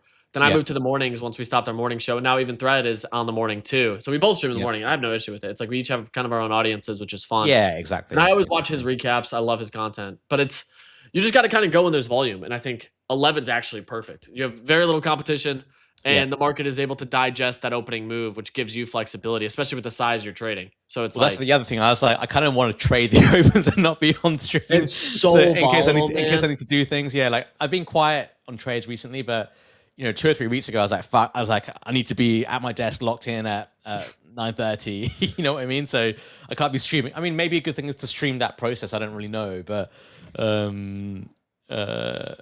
yeah, I think this time works quite well. Yeah, I think it's smart. It's like I said, the best part is it's like, okay, let's let this market digest real quick before we start just spraying and praying. But we've gone over now, so I want to give you some time, and I'm gonna have you on again, because like I said, we can talk trades, markets, everything, basically all day. Basically all day. Yeah. So Ovi, I appreciate you a ton, my friend. Any closing thoughts for those who haven't yet? You got to go check out Rect Markets. You can't even get in the Founders Pass anymore. That's gone. So, yeah, we'll open up monthly subs soon for it. We just wanted to build it out a bit more. We'll get it to a good spot, and then eventually it will be. But you know, the Discord's free. Anyone can join the Discord, etc. So, but yeah, no, thanks for having me on, man. It's always a pleasure. 100%. I appreciate you, man, and we'll have you on again soon. Shout out Rect, guys. Shout out Rect. shout out everything else that you guys got cooking. Wrecked markets. Obviously, Ovi's off the pace today, but it's gonna bounce back. Appreciate you, my friend. We hope. All right, cheers, dude. Awesome. See ya. Bye. Bro, I could talk to Ovi 24/7, 365. The guy is so good. One, at trading and navigating the market and everything else he's doing. And I thoroughly enjoy talking to him. He's just very smart. Yeah, market's actually nuking. We were spot on holding those shorts. Spot fucking on holding those shorts. I was very happy with how we traded today. Very happy with how we traded today. I want to actually see. I think I changed this wallet. So, oh, okay, yeah, we're still here. So Mando and Ovi are beasts. Two of my absolute favorite people in the space are Mando and Ovi. Two of my absolute favorite human beings in the space. So, by the way, you're now getting this pump back up. Retested the lows. We're about to be back at the put entry, but we took our profits. I know he hair mogged the shit out of me. Dude, my hair's a fucking mess right now, bro. I had wicked long hair for a while. That was pretty substantial. But by the way, chat, you guys want to stick around for like another 30-ish minutes? I'm hearing some rumors that we might be having a couple of giveaways.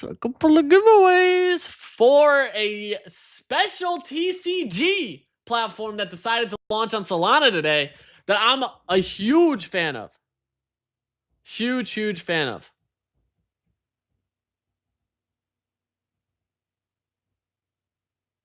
Huge fan of. So, yeah, love OSF. Remember, did you send that to last year? No, I know. I need to. So today, I promise you, I'm going to send this out today. I'm going to send this out. We did number guesses. I'm going to send that out today for what we did last time. But yeah, maybe BZ might be doing a little bit of a board takeover. So stay tuned here. And I think just a couple minutes. In just a couple minutes, we're going to have a full board takeover. A full board takeover.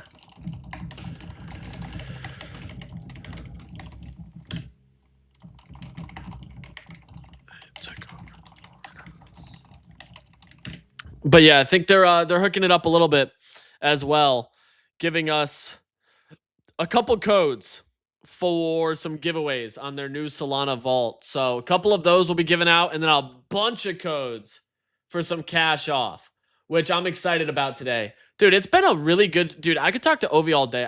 That's one of those things you want to go back and rewatch because Ovi had so much good stuff in there. Like, there was so much good conversation. Wait a minute. Just hopped off the ladder for this. Yeah, so I'm going to need you guys to pay attention because we're going to be doing some fun stuff here in just a few minutes, about 5 minutes. About 5 minutes, and I hope it fires as it should because I'm going to use a couple things here. A couple things. We're going to be using the trivia as well to decide who is going to get the board spot, the giveaway spots. So I want you guys to stay. I bought my first pack of Ripbound yesterday. Had a good pull, but still minus EV. Best stream this month. Appreciate you, Raul Dev. Appreciate you. Yeah, I mean, dude, it's been fun. We've had a lot of really good guests this week. Like, dude, let's think about this week. We had Natsuki on Monday. Tuesday, we watched the Albemarle movie. Wednesday, we had Blondish. Today, we have Ovi. And tomorrow, we have another event. Not a guest speaker, but we have another event coming on.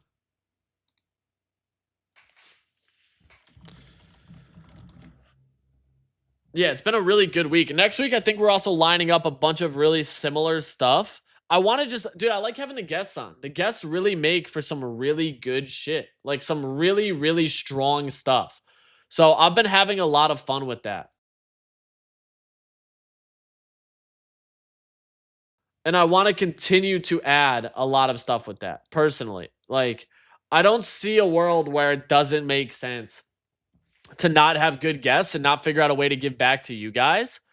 Because it's fun. It's genuinely fun. So, I'm excited here in just a couple minutes. Okay. I want to make sure we have this ready to go in just a minute so that we can start doing some fun. Some fun. Let me just get this going.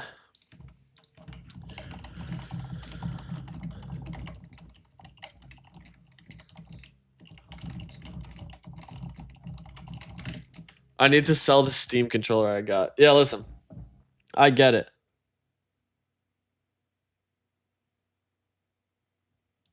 I get it. But real quick, I want to just take a look here at a couple key things before we get into this BZ giveaway and start talking about the RWA TCG space. And I'm hoping maybe, just maybe,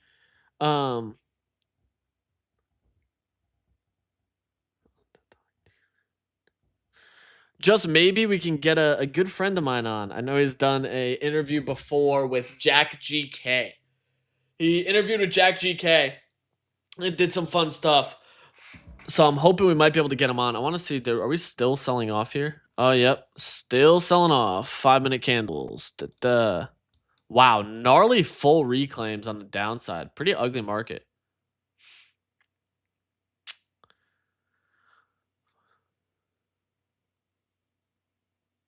Awesome. So what I want to get into here, make sure this shipped.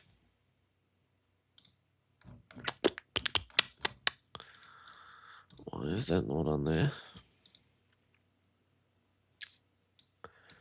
2 minutes. 2 minutes. I believe it's happening. Give me a second, chat. I'm sorry.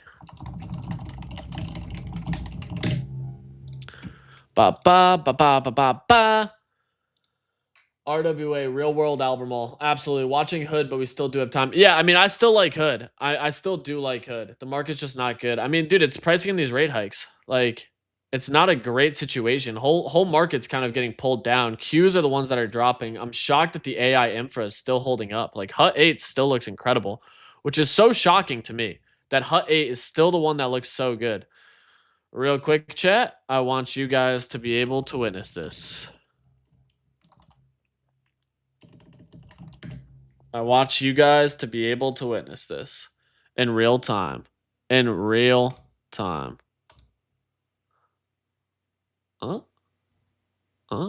There we go. Aww. Shout out BZ taking over the full board in real time. BZ is now live on Solana, solana.bz.com with the QR codes across the board. They're a serious company. And shout out my GOAT quad on the left there. Awesome. Dude, I'm fired up about BZ's announcement. Y'all know I am a diehard Edumag. Y'all know I am a diehard Solana maxi. So let's watch the video. The claw opens on Solana today. It is officially live. And they hooked it up with a bunch of codes. A bunch of codes. So we're going to go on and we're going to give away 2 packs. 2 packs right now to the viewers. 2 packs to the viewers right now. We're giving away. So shout out BZ taking over the board. Absolutely awesome. Absolutely awesome. I'm fired up about this. I'm fired up. Let me just post a tweet as well and thanking them. Shout out BZ with the takeover live on stream.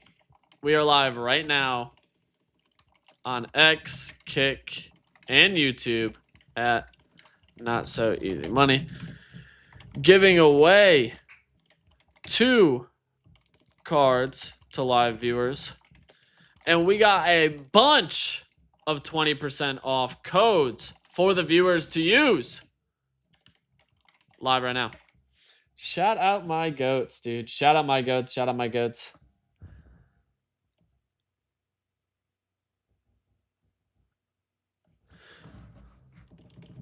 Right now. Let's go, Joey. Dude, they have been killing it. Oh, man, Tomas Mortok, my guy. One of the best full board takeovers. This is one of my favorite graphics I've ever seen. This is one of my all-time favorite graphics I've ever seen. They made this so much fun. They crushed this, dude. They absolutely crushed this. They did a great job. Great job. So let's get into BZ here. I want to just make sure I don't fuck this up. Oh, nice. Okay, so I do have the codes. So we're going to rip 2 right now. 2 right now. Nice. Wait, why is the claw paused? Why is the claw paused? Oh no. Why is the claw paused? Can I use it on a platinum? Nope. Why is the claw paused? Oh my goodness gracious. High roller only. High roller only. Okay, so in the meantime, I'm going to paste codes in the chat right now. They gave me 10, 20% off codes. So I'm pasting these in the chat. They're first come, first serve. So I'm pasting these 5 right now, 20% off codes. So that $100 pack will only be 80. So we're firing these off in the chat right now for first come, first serve. You might want to save them. And then we got 5 more as well that we're going to be handing out right now. So giving it 1, 2, 3, 4. Here is the 5th one. Obviously, we're going to rip the $100 claw pulls and just get after it. I want to see what he says.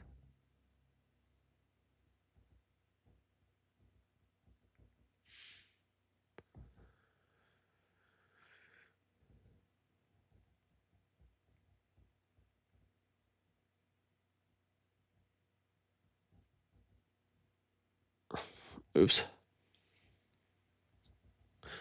But I want to get these out. BZ's good tech. I'm so glad that they launched the Solana one. Recent Grail pulls. Let's take a look at some of these. Dude, so I have this card. One sec.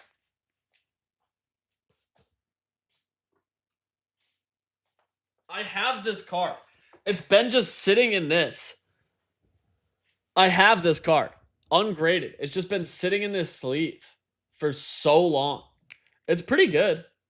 Like, it's actually pretty good. It's a pretty good card.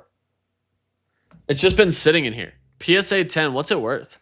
Black Star promo. Yeah, I don't know what to do with it. I don't know if I grade it. It's a crazy story. I got the card for free. Got the card completely for free. I ordered it on eBay. They shipped it internationally. It got lost in the mail. So the seller got refunded for it. I got refunded for it. And then the card showed up about 4 months late. It showed up. So pretty wild. It's just been sitting back here. It's just been sitting back here. And I got a couple other things here. Like, I still have these sealed boxes. I have a Leafeon V-Star.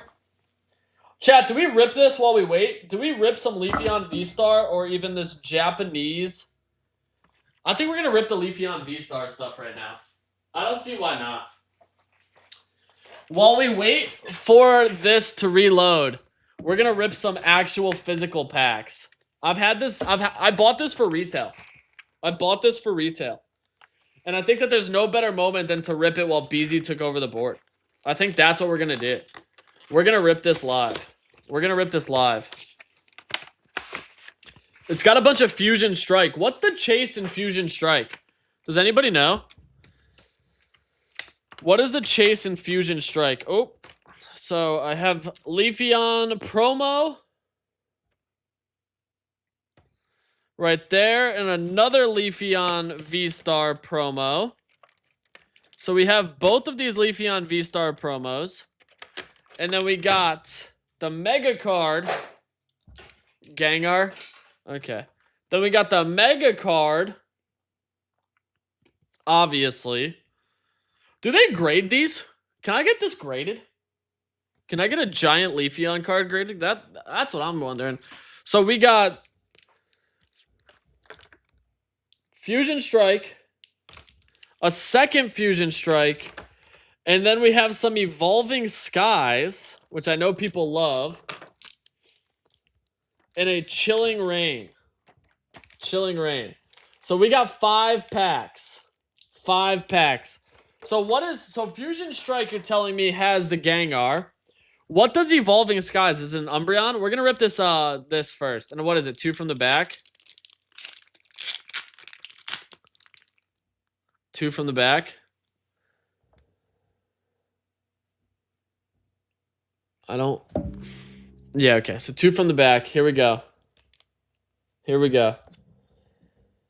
Boldor. QR code. Psyduck.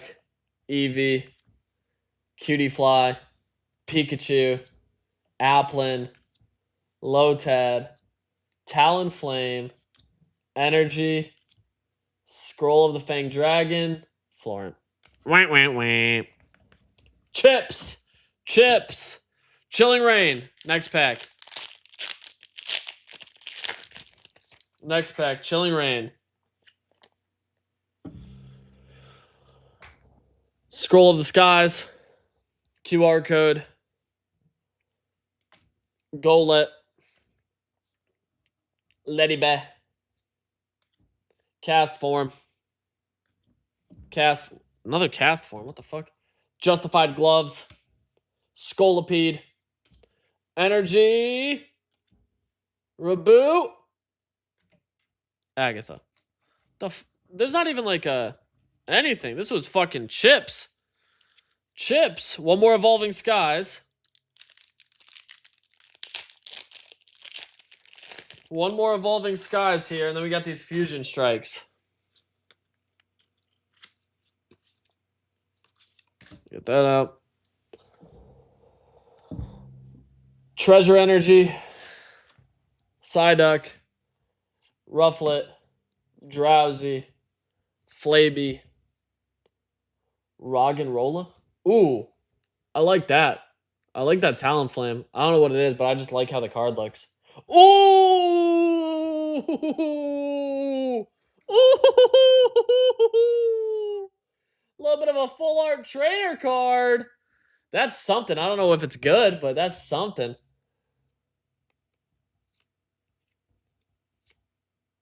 Lantoon. Gordy. Is Gordy good? Is Gordy any good?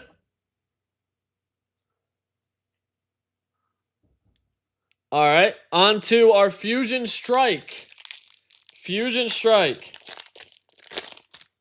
Let's see what we got here, chat. We're so rich. I don't know. Phalanx. Card. Right into a Gligar. Slugma. That's what Tig looks like. Caterpie. Morpeko. Eevee. Panchon. I like the card again. Ooh! Rillaboom VMAX full art!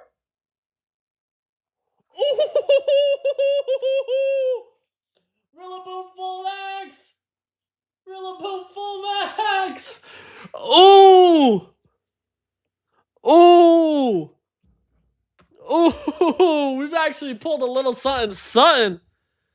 Gordy and Rillaboom VMAX full art. Oh, man. Oh, man. These have been the two chases so far. What are these even worth? What are they even worth? That is way better than the Gordy. Rillaboom VMAX full art. What pack was this? Fusion Strike, I think.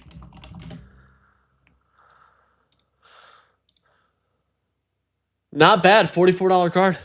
Not bad. Not bad. What about Gordy? What about my boy Gordy? I don't even see Gordy on here. I'm pretty hyped about that Rillaboom. That Rillaboom's sweet. One more Fusion Strike. Last pack. Some last pack magic. Let's see. Let's see what we got here.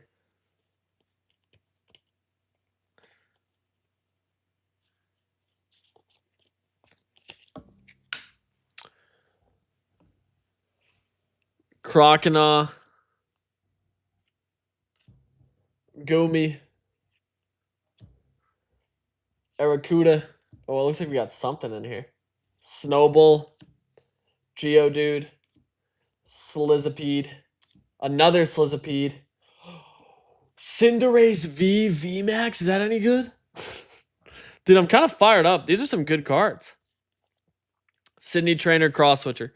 I'm not mad about it. Pulled 5 packs. Nothing like ripping some packs. Nothing like ripping some packs on this fine morning. Nothing like ripping some packs on this fine morning. These are $50 packs? So you're telling me that That box that I paid retail for had $50 packs in it. The fuck? All right. Is this still paused? I need this restock, dog. I need this restock. I need this restock, dog. We need it bad, chat. We need it bad. We need it bad. Need it bad.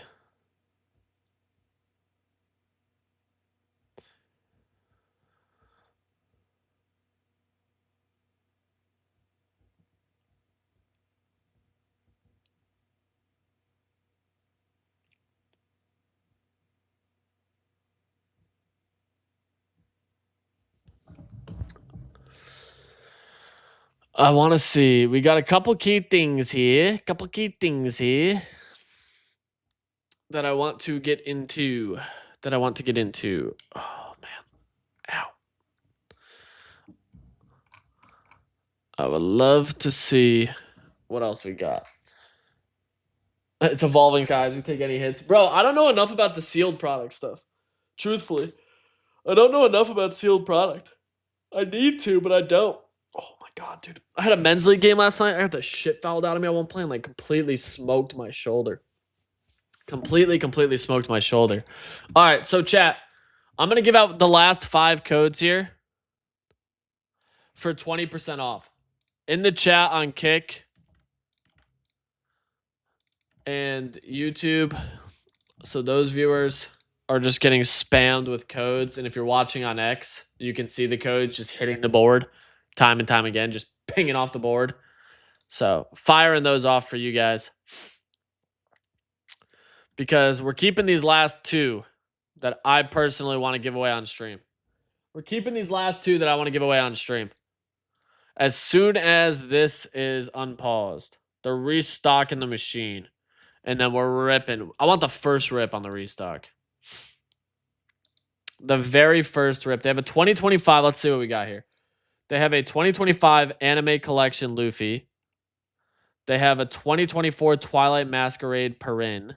Couple of those. Bunch of Fusion Strikes. Oh, these are all recent pulls. Top items are all out.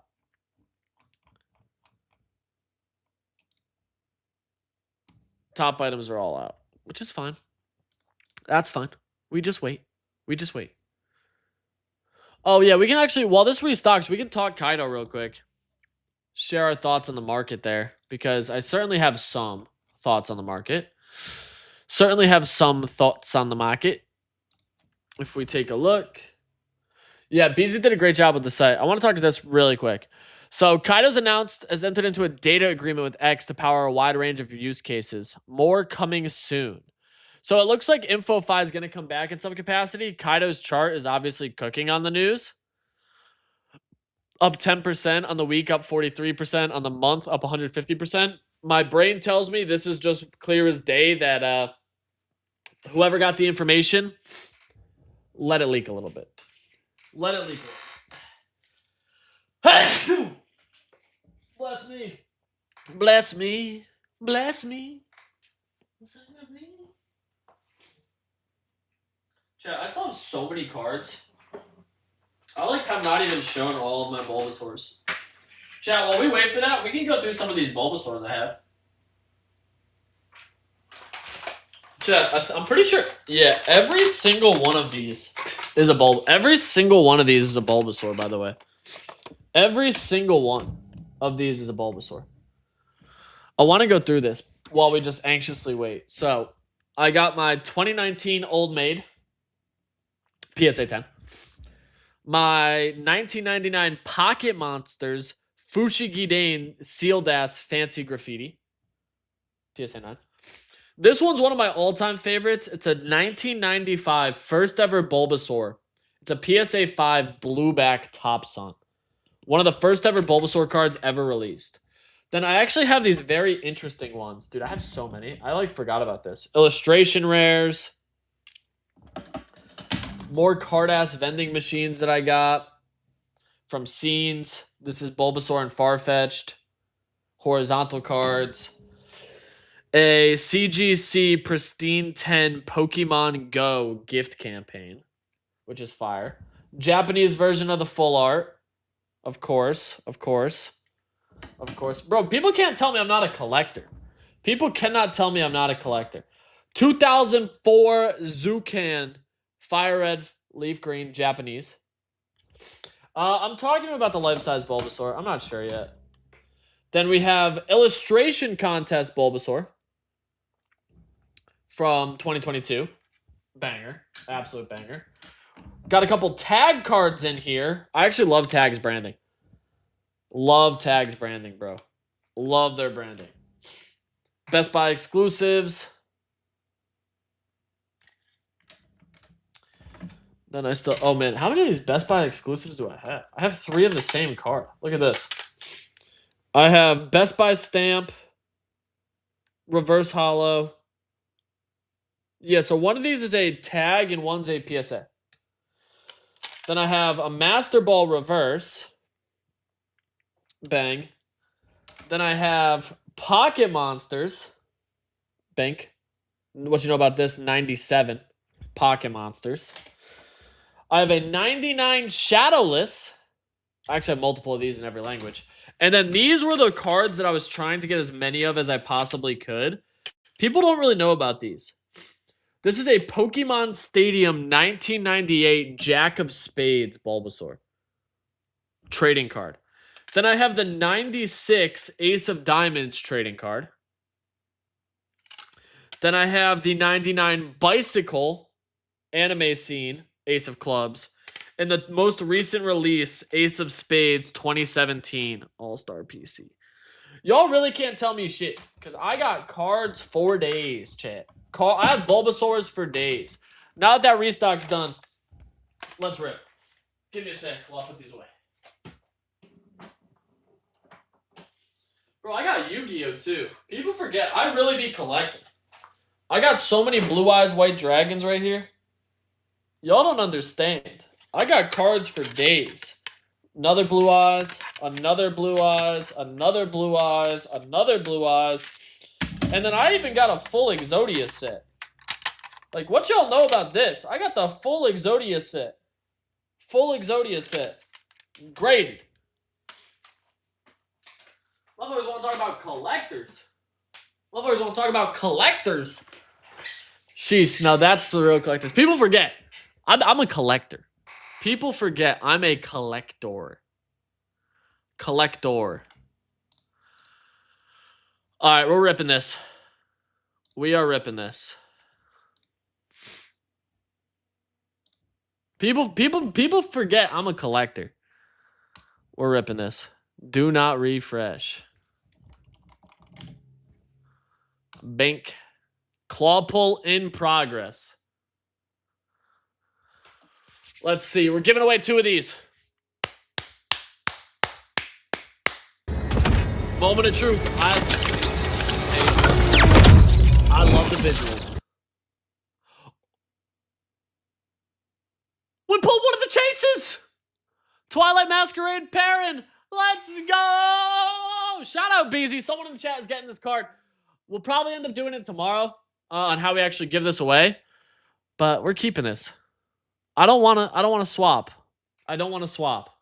Unless, chat, do we swap and then get more giveaway cards? Chat, I'm going to let you guys vote. Do we swap and then we can pull 3 more packs and give away? Do we swap so we can give away 3 more cards? I'm asking you guys in the chat. Don't swap, keep it, Raul Dev, because I'm giving the card away. That's the thing. Do we swap it so that we can actually give away 3 cards? Nah, keep it. That's a hit. All right. That's 3 people saying keep it. That's 3 people saying keep it. So, someone's getting the Perrin for sure. Someone's getting the Perrin for sure. So, we're going to give that away. Wow, I cannot believe we just hit that. That's so nuts. Yeah, I said I want to keep the item. And then we got one more. If we get another pull, if we get another crazy pull, we'll swap this one. But we just pulled the Perrin, so someone's getting the Perrin. Someone's getting the Perrin. Moment of truth. Give me an absolute... Not bad at all. Mega Evolution Asariel's Mischief. We'll keep it. What do you say to a llama going on a picnic? I don't know. We're going to keep both of these, chat. We are going to keep both of those. We're keeping both. They will be given out tomorrow to somebody. I'll pack a lunch. Thank you. I'll pack a lunch. That's a good one. We're going to give both of those away. So make sure you tune in tomorrow. And we're going to give away both of those to y'all. We're going to give away both of those to y'all. I appreciate you guys. Unreal. Shout out BZ again, by the way. Really, really appreciate them taking over and just crushing the full takeover. Appreciate them crushing the full takeover. They're live on Solana right now. I'm going to post all 10 codes again. And then in about 20 minutes, I'll end up posting them in the chat. So you can go pull. You can go pull the 100 card. Gotcha. The 100 card claw pull for $80. You can go and pull a $100 claw pull for $80. I wonder, does this code also work on... I want to just take a look if this also works on the 500 pull. No, okay, so it's only on the 100. Screenshot in Discord. Yeah, let me send these in Discord. I think some people have already used them. So some of them have already been used. I've only shared them on stream.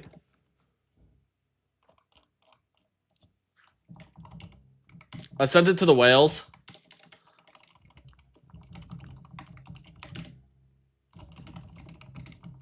Bro, all are used. I guess people have used it. Listen, the only people who could have gotten it had to be live on stream. So that's the reality of the situation. Again, though, shout out BZ, Unreal, absolute legends for pulling up, stealing the board from another live takeover live on stream. Tons of fun today. Appreciate you guys. We will be back tomorrow at 9 a.m. Eastern time. Y'all are amazing. I appreciate you guys. And I'll catch you first thing in the morning. Peace!